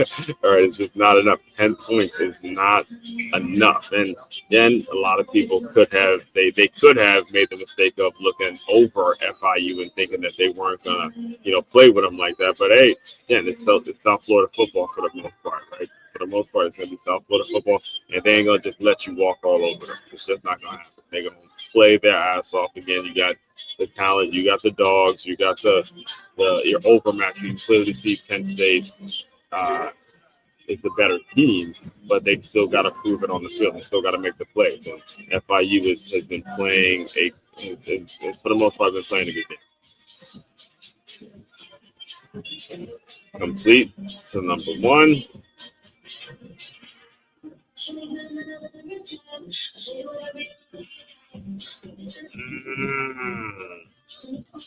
Good movement by the Penn State offensive line.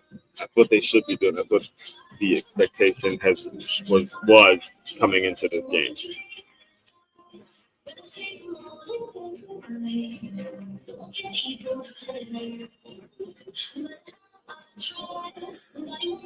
Ooh. Another great play.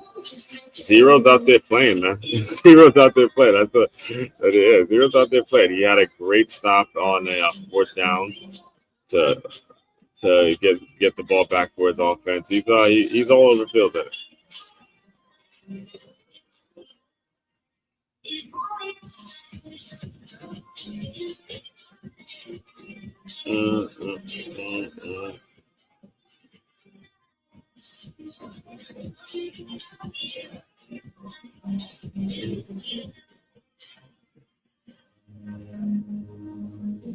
Good movement. It's that back door. The backside D lineman came in and made a great play. It was good movement on the front side, but the backside looked like the 3 technique came in. He had a great sack at I think it was him that had a great sack at the first half. 3rd and 4. See what they do. Go to a pass heavy set. 5 wide. Oh. Whoa. He dropped it. He dropped it again. Let's see it. Yep, that's a drop. That's a drop. That ball hit the ground. Clearly hit the ground.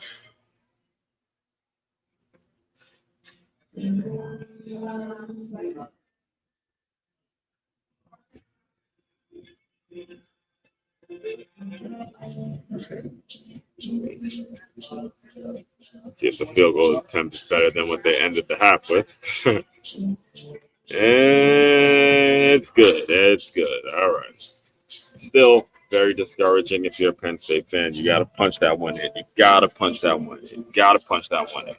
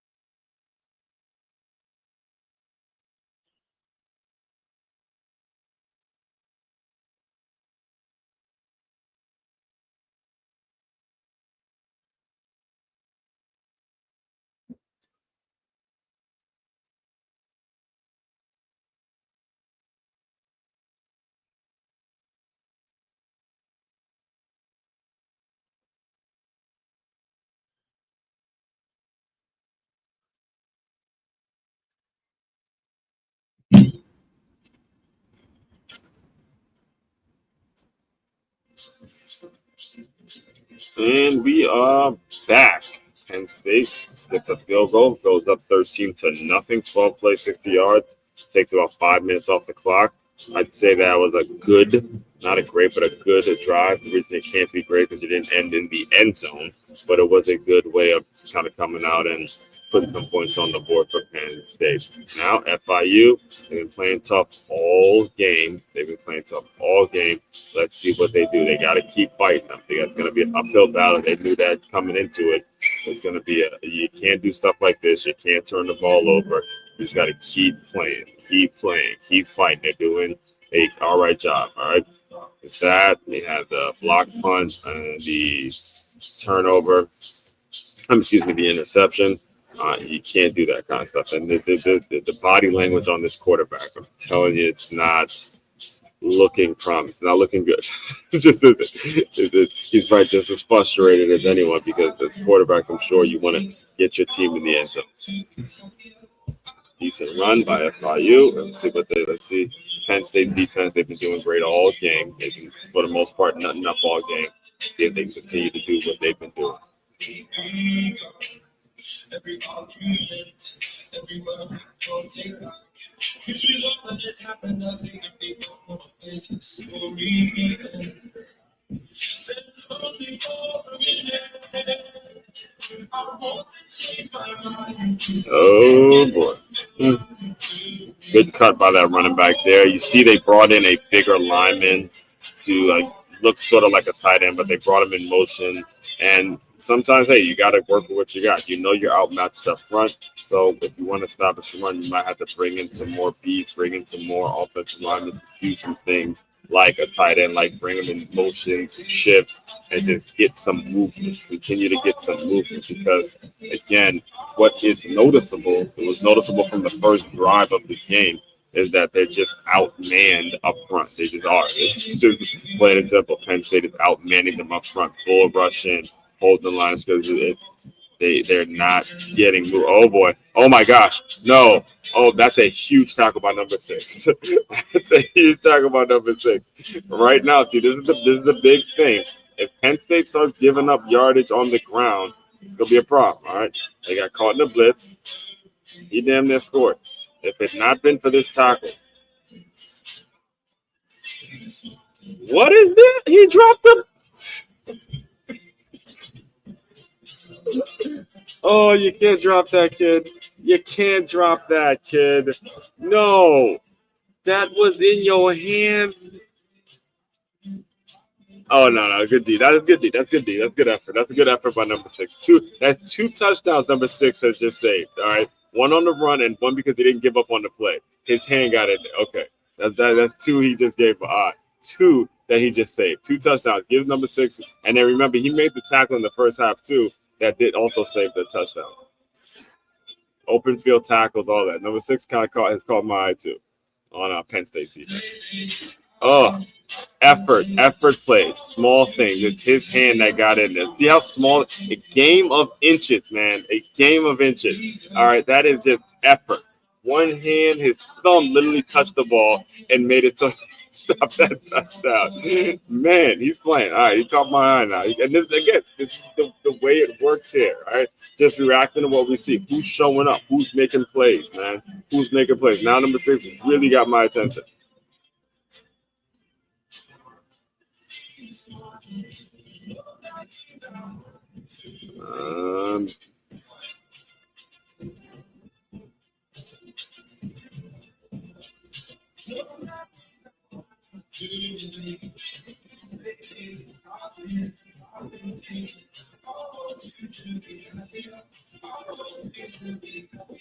All right, see right here. There he is. Yep, there he is.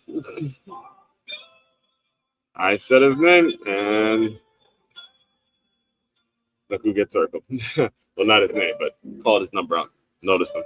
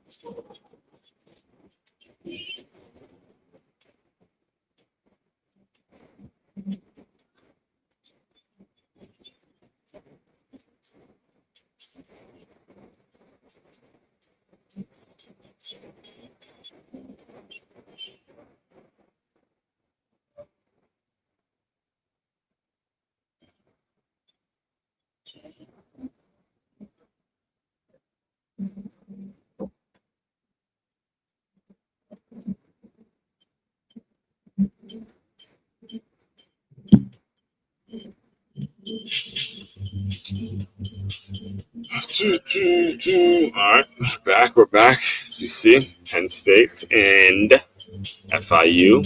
Decent game, has a fairly competitive game going on here. It comes to the expectation of it. We did not expect for it to be this close, but FIU has hung around and they've been playing their ass off. They really have been. Again, great job with say great, probably more so like a good job with Penn State, and they're holding the run. They're holding the run to a minimum. All right, career rushing.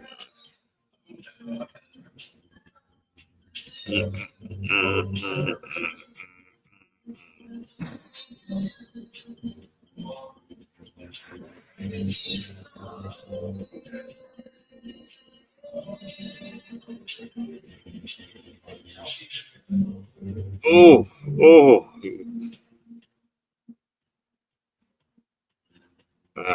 Corner, if you're gonna take that risk, you got to make sure you make that tackle. Looked like he went for the interception, and it ended up costing him. Just ended up costing him. That's it. It looked like he went for the interception and ended up costing him. Yep, he's a little late getting over.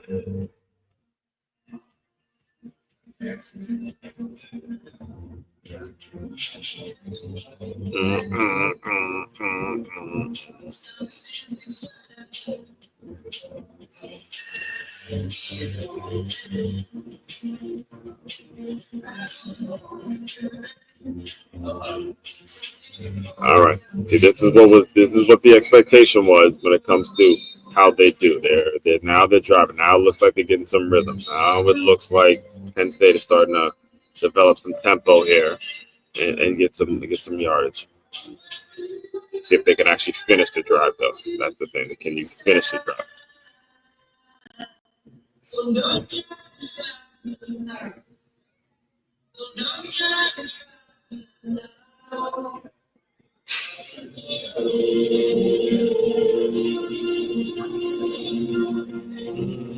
Nice pass there. Oh my God! Oh my goodness! Oh my goodness! All right, now that was a hell of a catch. That was a hell of a catch. I will give it to him. That was a great catch. While he was being pass interference, while he was the penalty, that was a great catch. It was. I'll give him that. I will give him that. Let's look at it again. Just throw one up. At some point, you just got to throw one up and let your boys go get it. throw one up and go let your dogs make a play.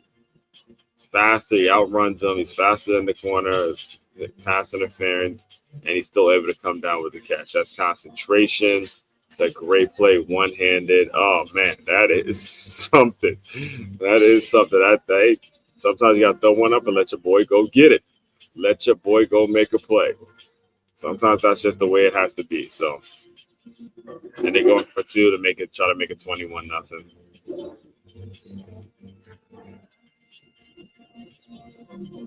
Oh no, not the. Oh no.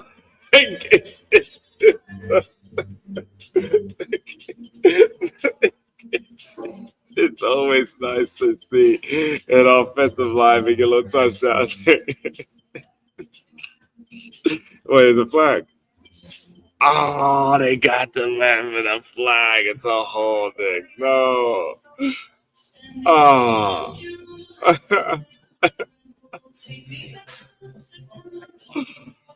Oh no. Well, at least it's all film. At least it's all film, right?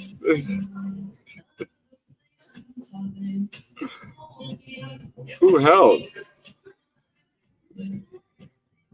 Oh, right there. Yeah, the guy right here. His hands were on the outside. And he didn't even need to do it. Just keep the hands inside.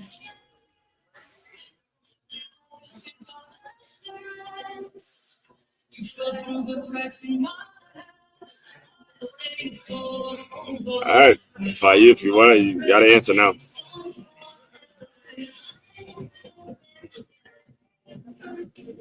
I was actually close. Great play. Great play. One-handed, great play while the guy draped all over him.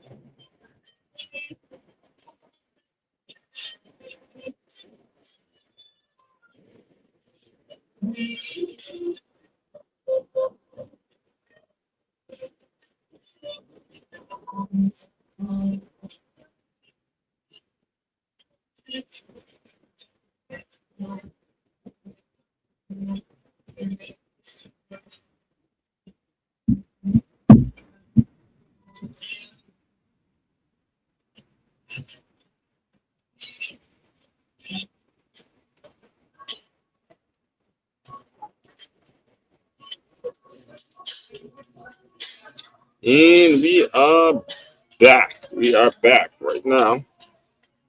Penn State just put one in the end zone. An incredible catch by number 5. And it seems like they're starting to pull away a little bit, but we'll see what FIU can do to answer here. This is important. This is big for the FIU Panthers right now.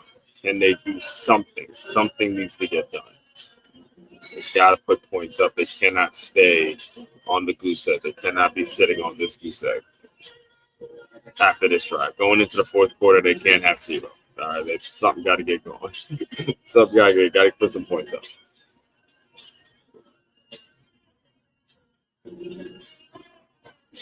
He just throws one up, straight up. Just throws one up on the post. Throws one up. Just throw one up and let your boy go get it. Got the protection. Just, hey, why not? You got to step on him. Throw one up and let your boy go get it.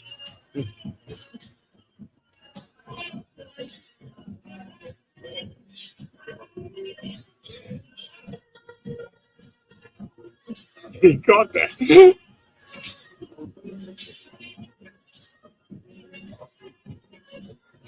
All right. Good protection now. All right. And what? Ah, forward progress. They call it forward progress.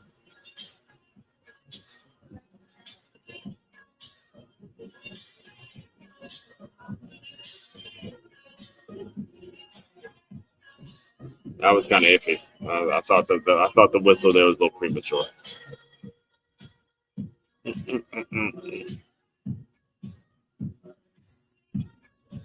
Yeah, he's probably saying the same thing. Like the whistle was a little premature, man. All right, let's give it a second. You got some time. Hey.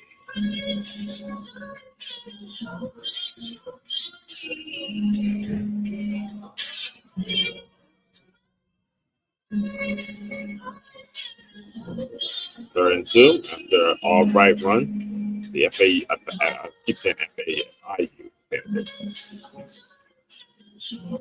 FAU scored Atlantic, by the way, if you did not know.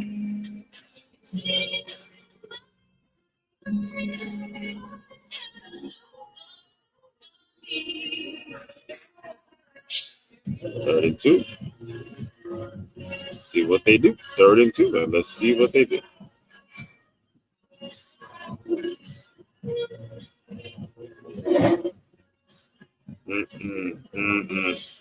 That seemed like a broken play. Wasn't sure whether they hand it to him or fake it. It seemed like a broken play there. All right, so now see over time.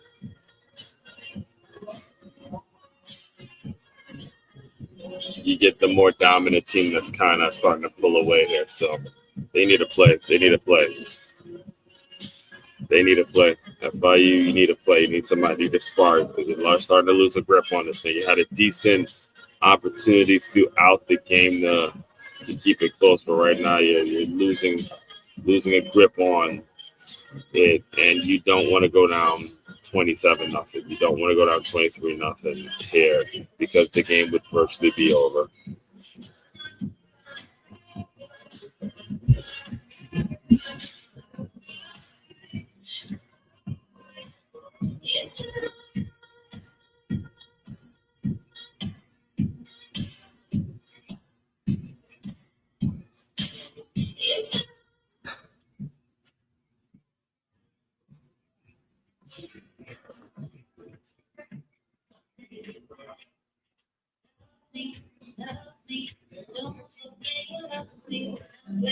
All right, 4th and 4. Let's see what they do. Well, they should be punting. Oh, they're not going to punt. They're going to go for it. All right, this is why not, right? Why not? Just like at the beginning of the game, why not?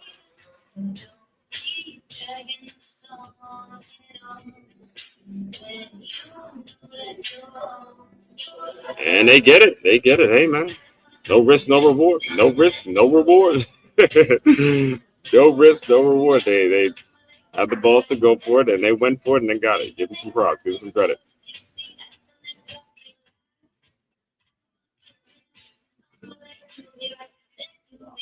Yeah, that's a first down. That's a first down. That's a first down.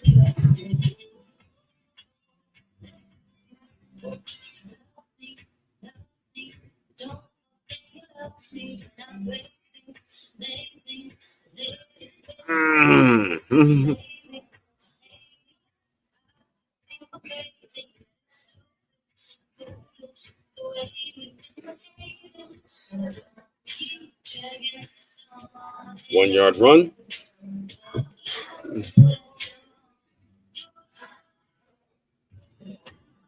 Second and 9.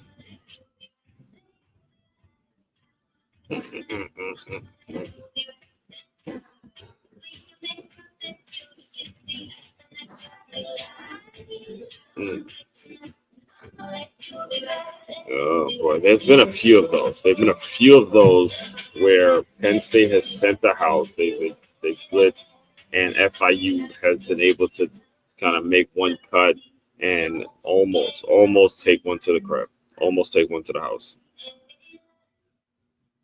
So you got to be careful with that. Another team is going to make you pick. Now, that's one of the best in the business right there with Jim Knowles. So one of the best in the business. One of the best in the business. So, sure he knows what he's doing in terms of when he's blitzing and why he's blitzing and does his research and all that. He was the coordinator for the national champion Ohio State Buckeyes. Yes, you see the hat I'm wearing. I say it with a little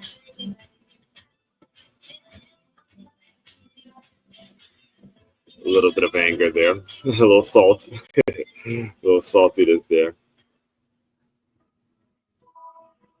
All right, 3rd and 19. 3rd and really, really long, which is something that they can't afford to do. Good job. Who's that, number 10? Good job.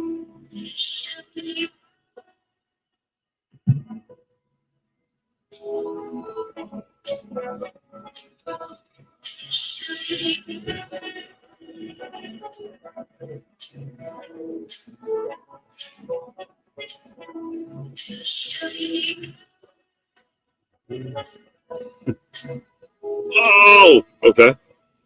Good tackle again. Yeah, they just outmatched, man. I mean, the defense is flying around. One penalty, that's basically a punt. I remember actually when I played, that was the as offensive coaches were kind of getting going. They see a false start, they see a hold, they see something that happens in the drive that's a punt, right? That drive killers, ruins the continuity, ruins what it is you're trying to do. And already being down 20-0, it is a really, really bad timing when it comes to actually getting something done on the field. So can't have those penalties.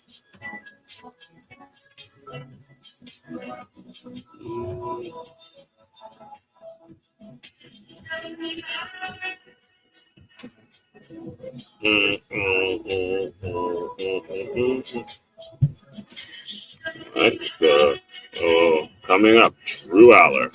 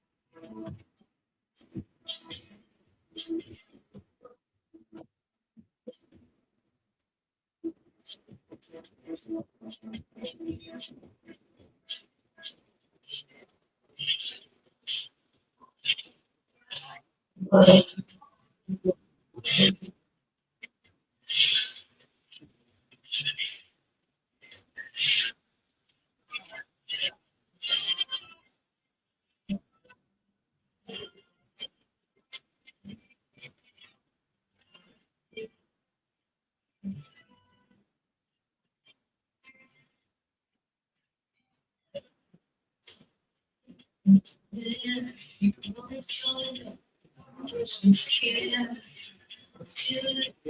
we are back. We are back. And we're going Crookshank here, your one and only Move 50 speaker here. FIU, Penn State. It's kind of getting the feeling now that Penn State is going to start to pour it on, start to pull away with this one as we are counting the seconds down to the fourth quarter. About 15 seconds now to the fourth quarter.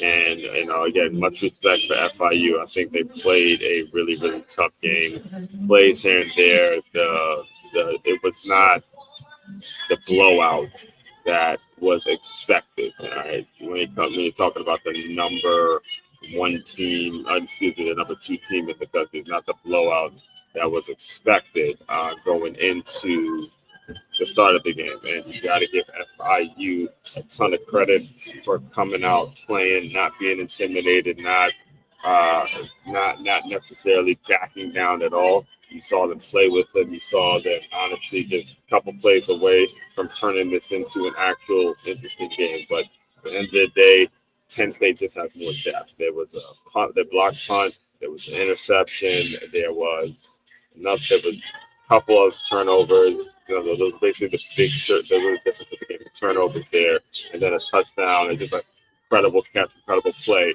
by the Penn State receiver. I don't know his name, number 5. Made an incredible catch. So let's get to some.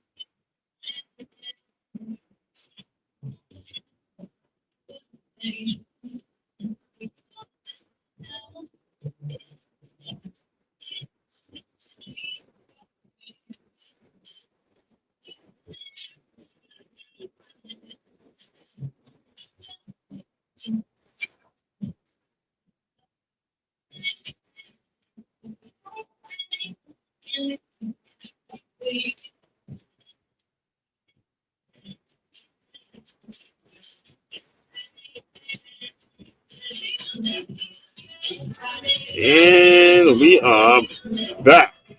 Sorry, the fourth quarter. Penn State up 20-0. Way to stick to your blocks. Way to stick to your blocks and see if they can. We know what Penn State wants to do. It's a nice grinded out drive, but they take about 5 minutes off the clock and end in the end zone, and for the most part seal it. And let's see if they're able to accomplish that. Mm-hmm.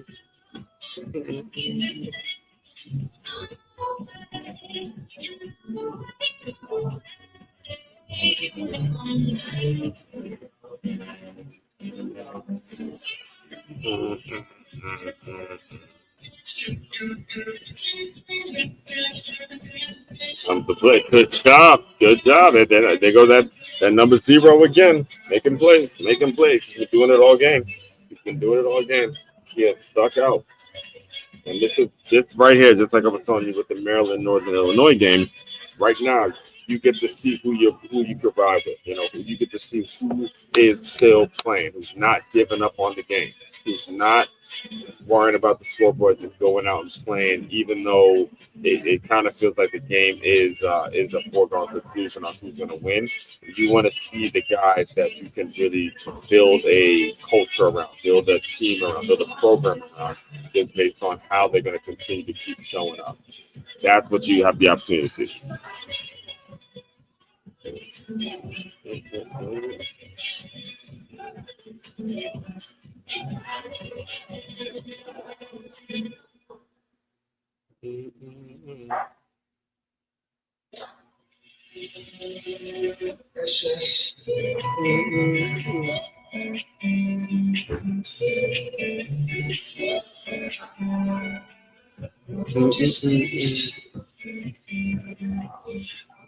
Prentice had a pretty good game too, huh? Yeah, he's made a couple pinned him deep a few times. Doesn't look like a punter at all. It looks like he needs to be on the DA. He's a D lineman somewhere. All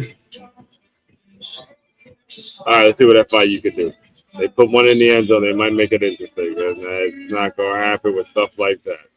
Because as we get to the fourth quarter, see, this is the power of depth. All right, we get to the fourth quarter. Now Penn State really gonna start, pinning their heads back and sending all sorts of zone blitzes and all sorts of things that they're gonna start being able to do because they have the depth and the guys that are gonna be fresh enough in the fourth quarter to do it. All right, so now FIU has to figure out a way to combat that, and it's going to be a tall order, an uphill battle to be able to fight that, to be able to figure something out. Two by two, and again, no protection. They're not giving them enough protection. And if you notice, this is a brand new defensive lineman. They have a defensive line they have in right now. We have not seen 45 all game. We've seen 33, but these are guys that we haven't seen all game. They've rotated 28. First time seeing him all game today. And they get sacks because they're fresh. They're fresh and they're ready to get out there. These are the best players that are being brought in to programs like Penn State. Right?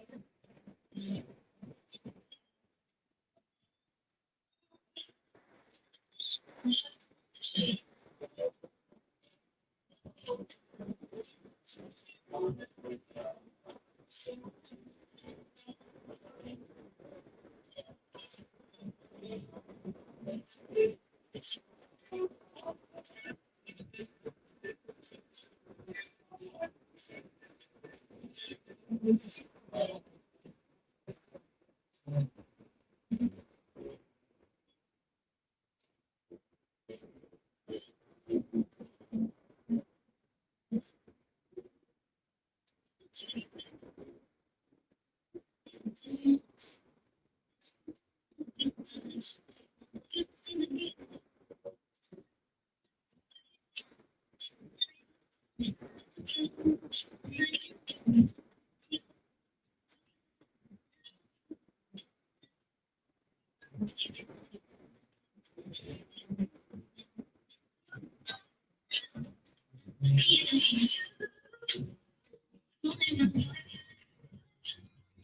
we are back.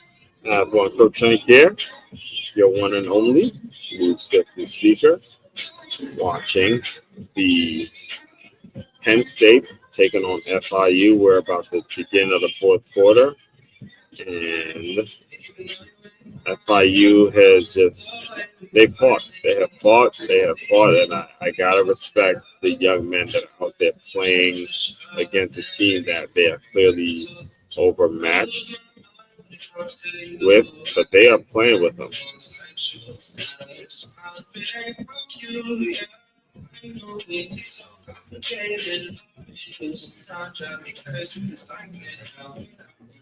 Little John going on there. Ain't nothing wrong with that. A football. Call a little football, John, a little football.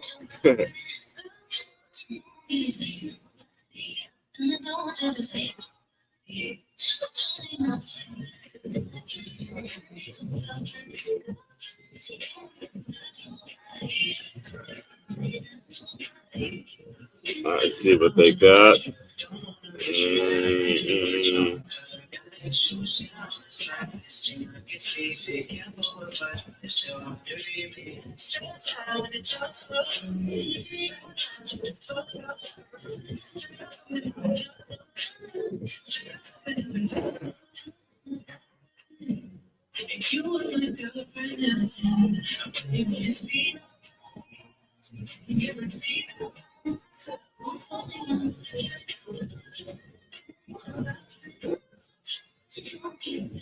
All right, let's see where we're at.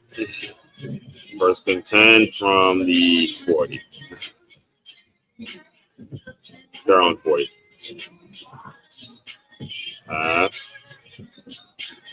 It's not getting rid of the ball. Wait. Yeah, this offense is it's stagnant. They just have not been getting anything going all game. They've had some sporadic moments, but the consistency with this offense is not there. You definitely see the difference without Tyler Warren. You really do see the difference. And last year, that's who they depended. Like 98% of their offense was him. You're getting the ball to him in some way, shape, form, or fashion, and there's not enough continuity here. They've gotten some decent runs off, but again, this is not an opponent where that's the guy that's continuing to play. Character. This is coaching now. This is coaching now. Are your guys continuing to play? Do everything. Down, out, all that.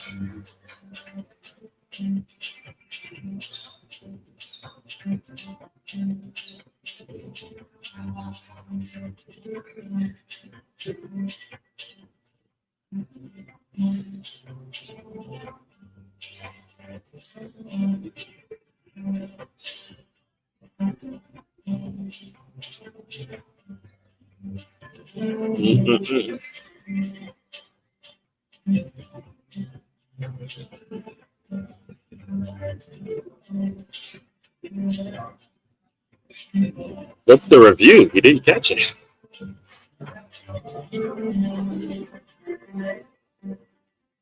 What exactly is the review?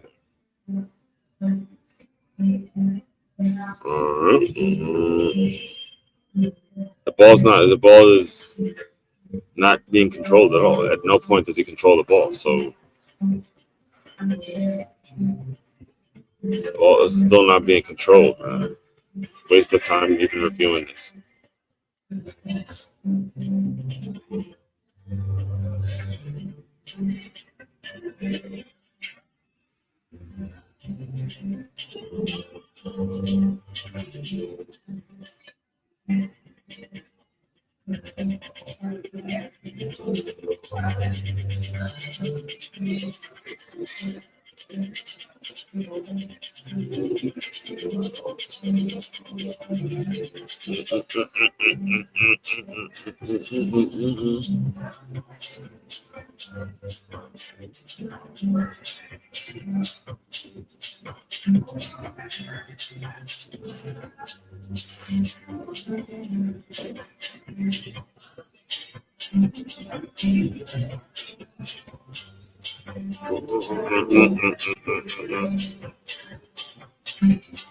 Yes, I felt the obvious game. Wasn't a catch. Sometimes they just start over officiating the game, which is a part of college football that it needs to. At some point, we got to fix that. I mean, it's clear. It didn't catch it. There's no point over or even going to review booth there.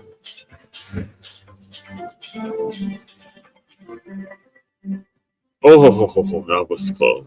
That could have been an interception. Again, offense goes and punts. Offense forced a punt. Yeah, I wouldn't be surprised if they drop Penn State down to maybe 5 or 4. I mean, this does not look like the number 2 team in the country. It just doesn't. They are not playing well at all.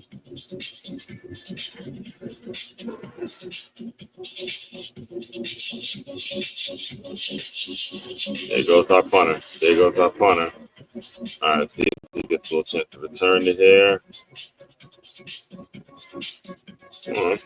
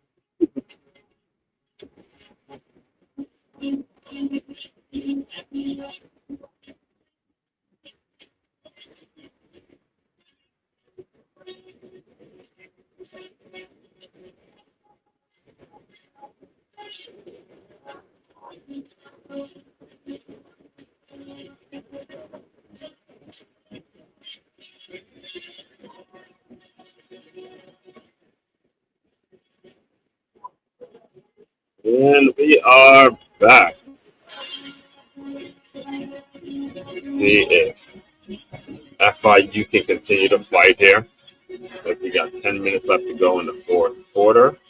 And again, as I've been saying throughout the game, gotta give respect to FIU in terms of the way they've come out and competed and fought good.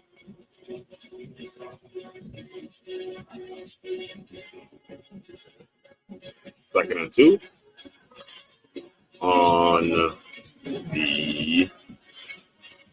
28. 28 looks like the 27-yard line. They're on 27-yard line. Third and 2, incomplete pass.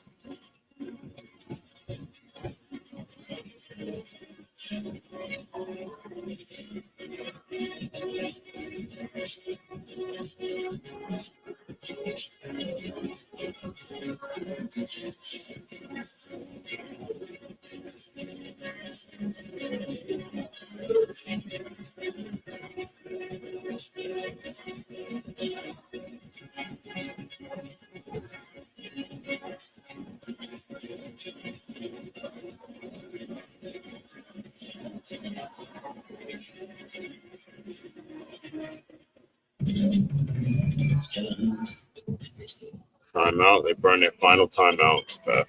FIU.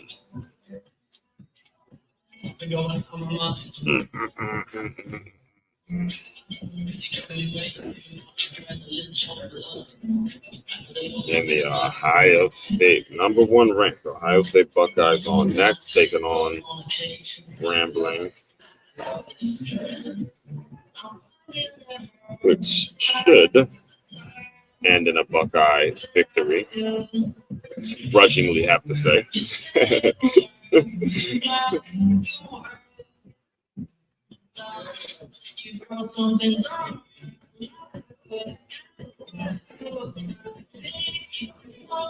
All right, let's see what else they got. They got Villanova next week, September 27th. That is going to be a game, baby. It's in Happy Valley, all right.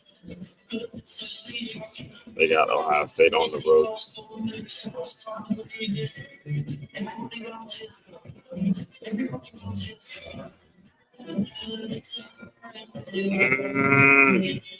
Tell you what, man, we got 0, but Penn State coming in making a lot of great plays. He blocked that punt. See him on special teams. He comes up. He makes a great play. He's had a lot of great tackles today.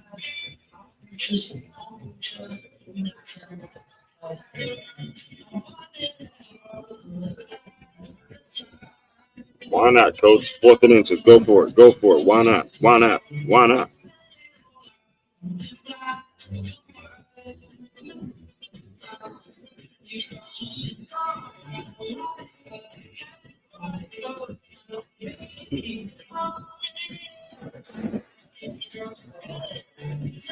First down again.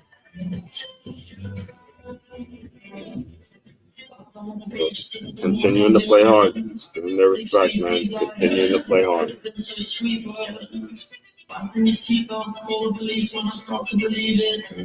Everybody around his. One at a time.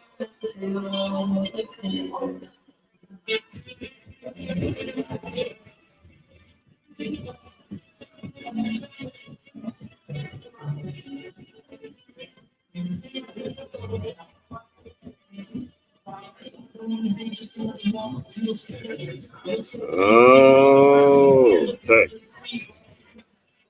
Not a bad call. Not a bad call. Nah, you burnt the last time out, so you're gonna have to move it some tempo. It's not gonna get you where you need to. It's not gonna get you in the end zone.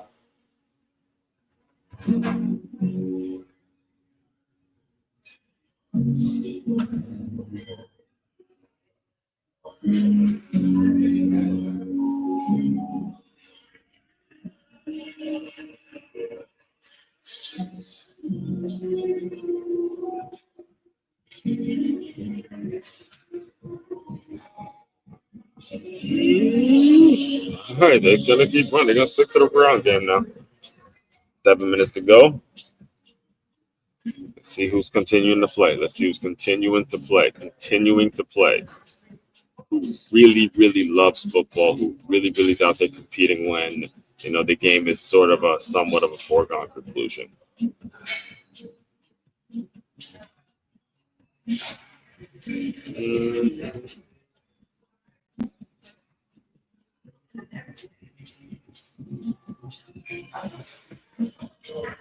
It's out of bounds.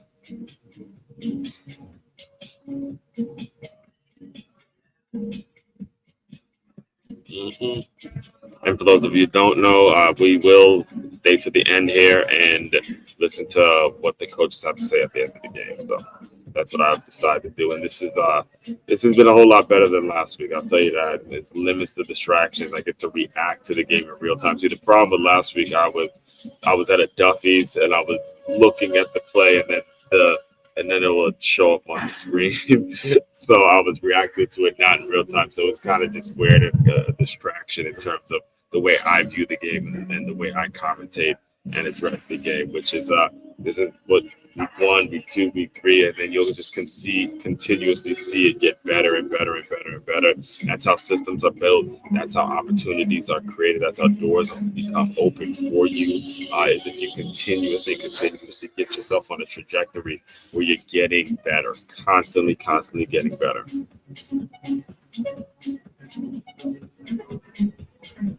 Good cut. Oh my God. Whoa. They ain't giving up on this thing. They're not giving up on this thing. Much respect to FIU, man. Much respect.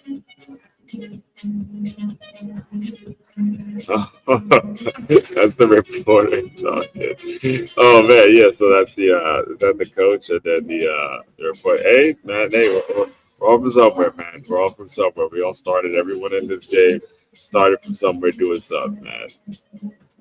I wonder what they said about the.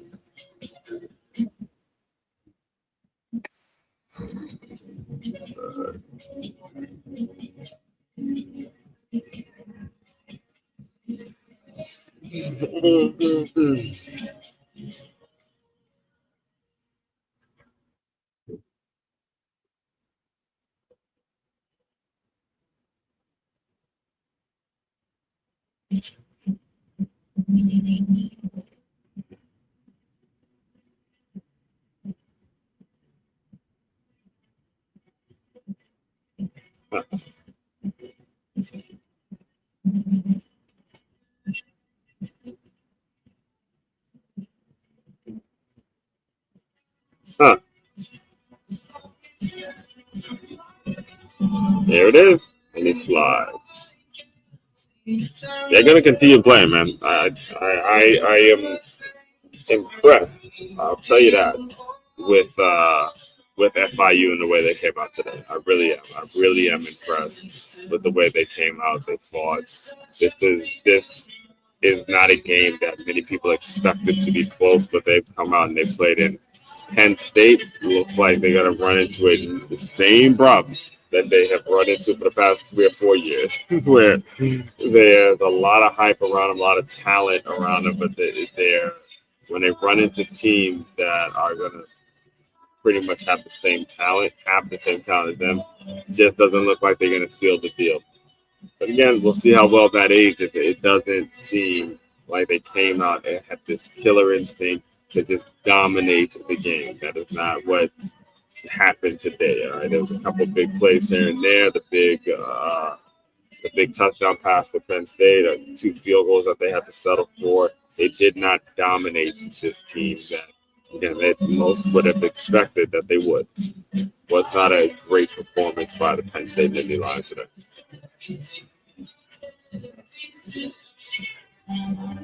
4th and 4. Oh, good break on that by number 16. Good break.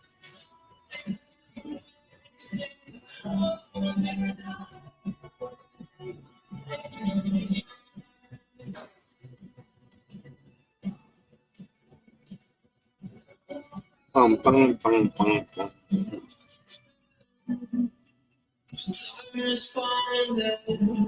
To your question, if you really want to know what I'm thinking, kind of feels like everybody, feeling everybody.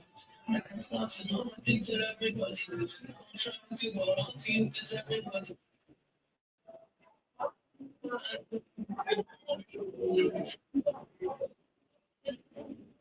We'll see.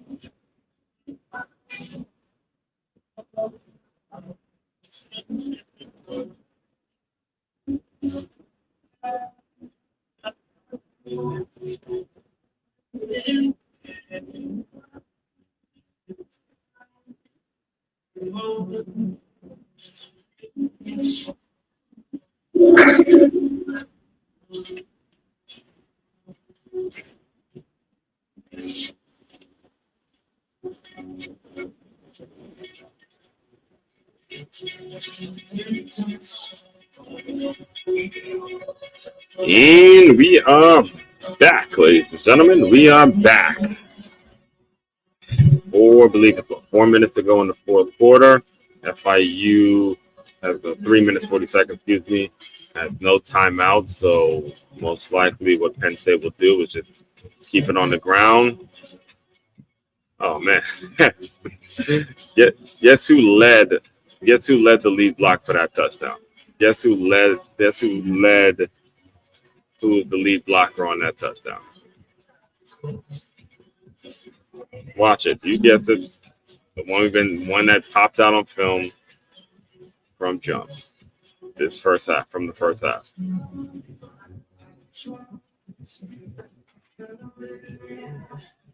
Watch it.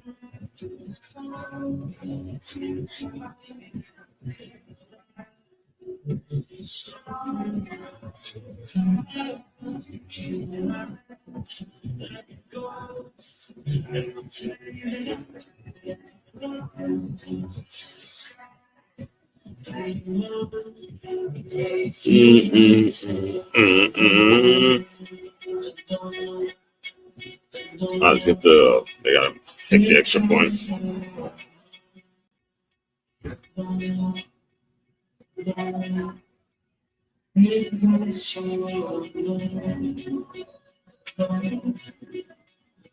$16. You see him. You see him again.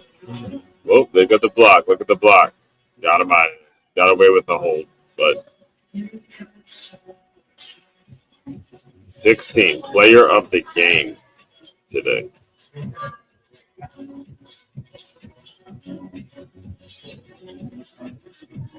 And 85. 85 made some great plays too.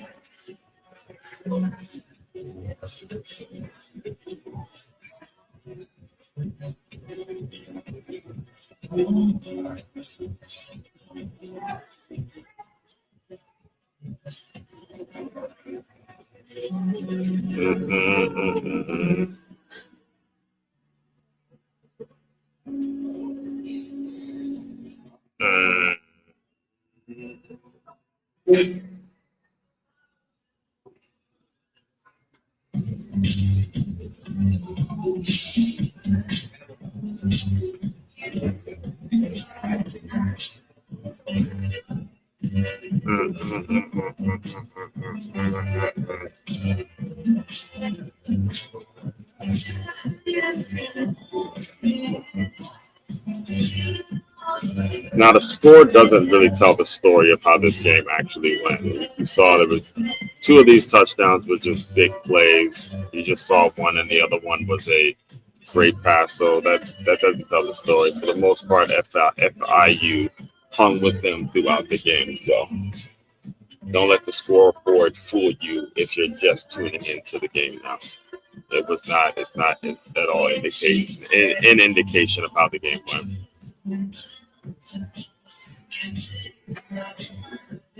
Watch it. Here we go. Block 85 and yep. They got it right. Wide receivers blocking downfield. Look at that. That's the difference in the elite programs, man. Difference in the elite programs. See those wideouts absolutely blocking downfield and doing this thing. All right, they pulled their quarterback. Looks like FIU's just gonna kind of pack it in and let the clock run here.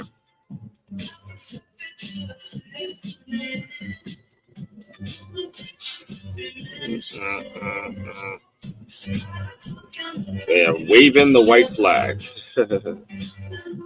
But much respect, FIU. I do think they did play a good game. But right now, it looks like they're ready to just pack it in and get back to South Florida.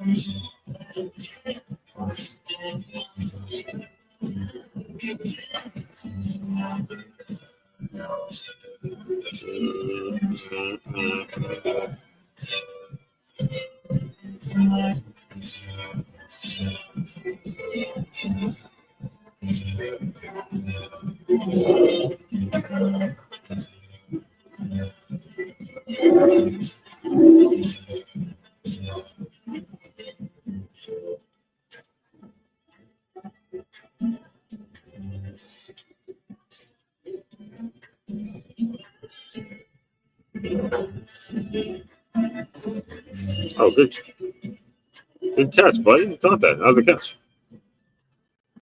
All right, 2-minute warning, 2-minute warning, 2-minute warning.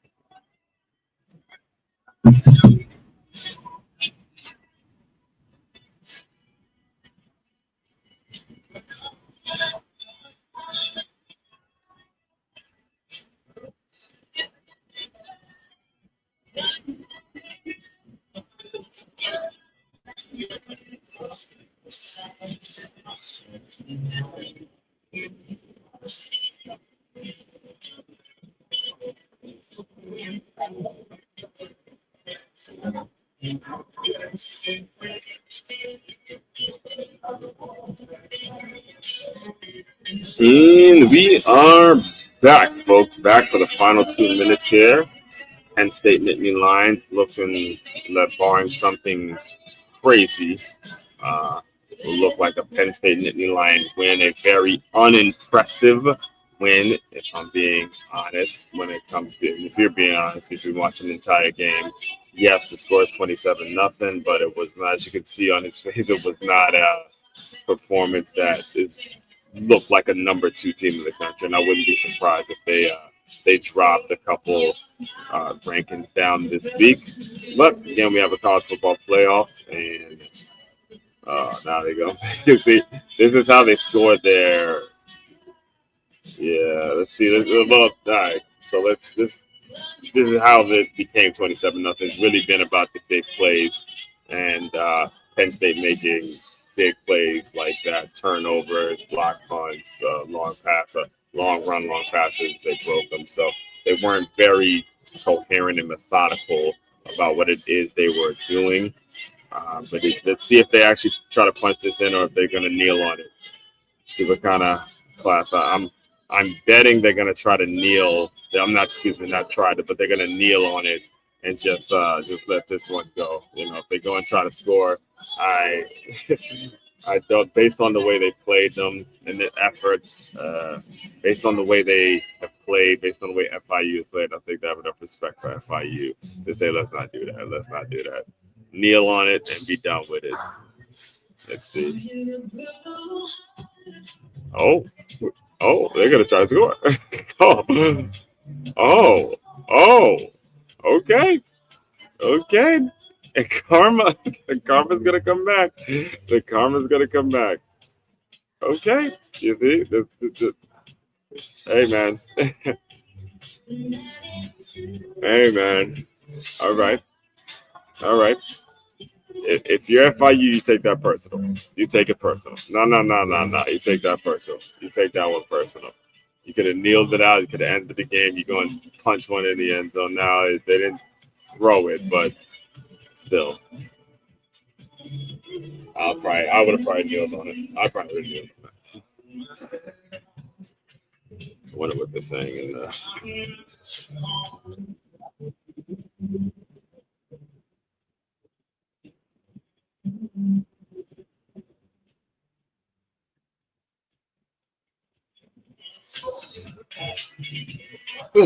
All right. Well, they didn't, and it is FIU's job to stop them. So.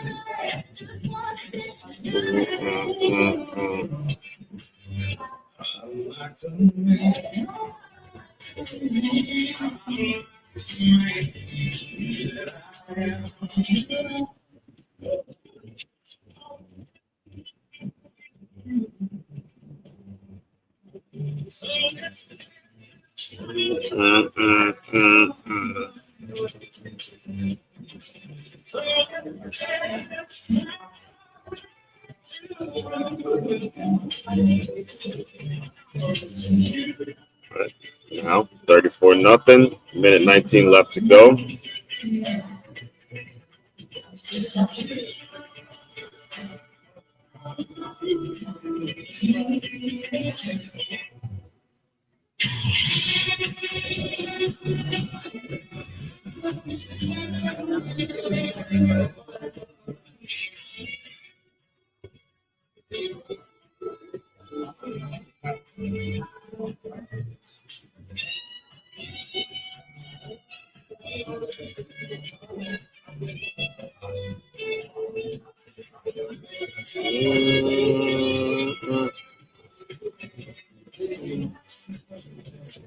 Most likely, they learned their lesson. They're going to keep the ball on the ground here and let the clock run out.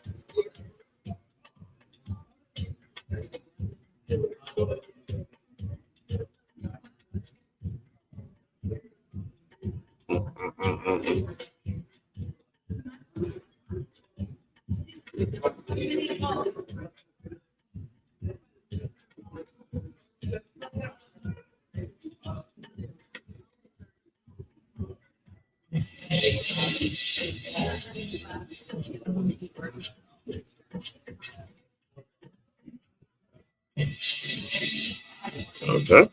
Getting corrected. They're still chucking that thing, man. They still out there throwing.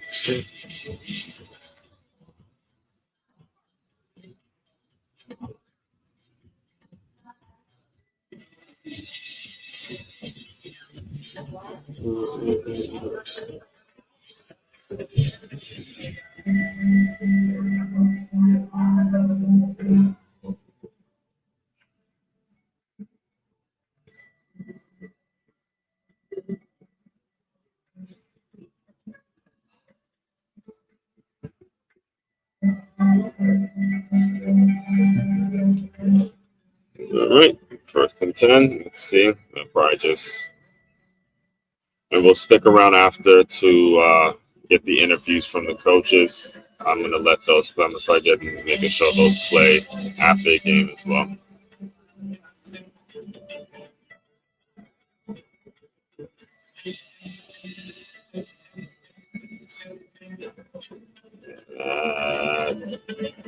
Probably it's gonna be the last play.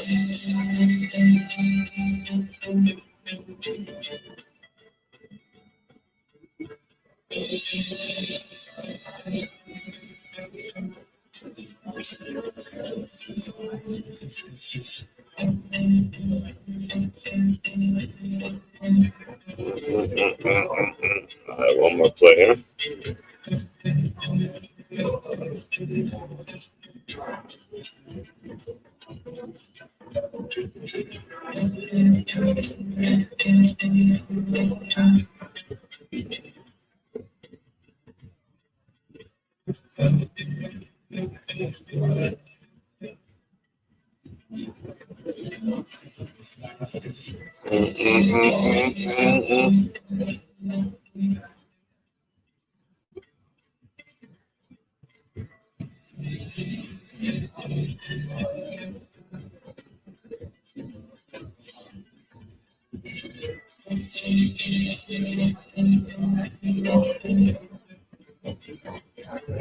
And that's all she wrote. Let's, again, very subpar performance if you watch the entire game. Not really impressed with Penn State, the supposed number 2 team in the country. Very, very beatable. They didn't dominate the way that you would have expected them to dominate. But let's hear what James Franklin said.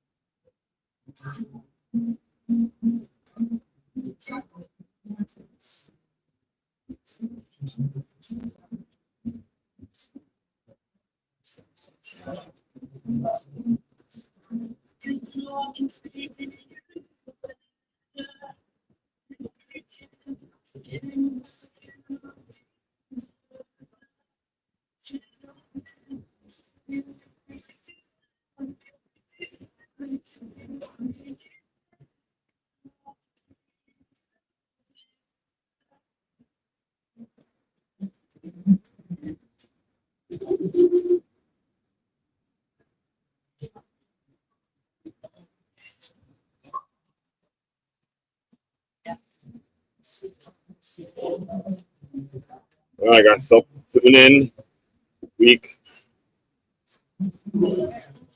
from today, where we watch the Iowa. We're gonna watch the Iowa State game. Iowa. I guess I know we're gonna watch Central Michigan versus Michigan, but there's a game Friday night that we're gonna watch as well. So, main website to check out to dive deeper into all the work I'm doing. It's makeyeamove.com. It's makeyeamove.com. One-stop shop for your teamwork and your self-development needs. As one Coach Shanky, one and only Move Swiftly speaker checking out. You guys continue to move swiftly. We'll talk more soon.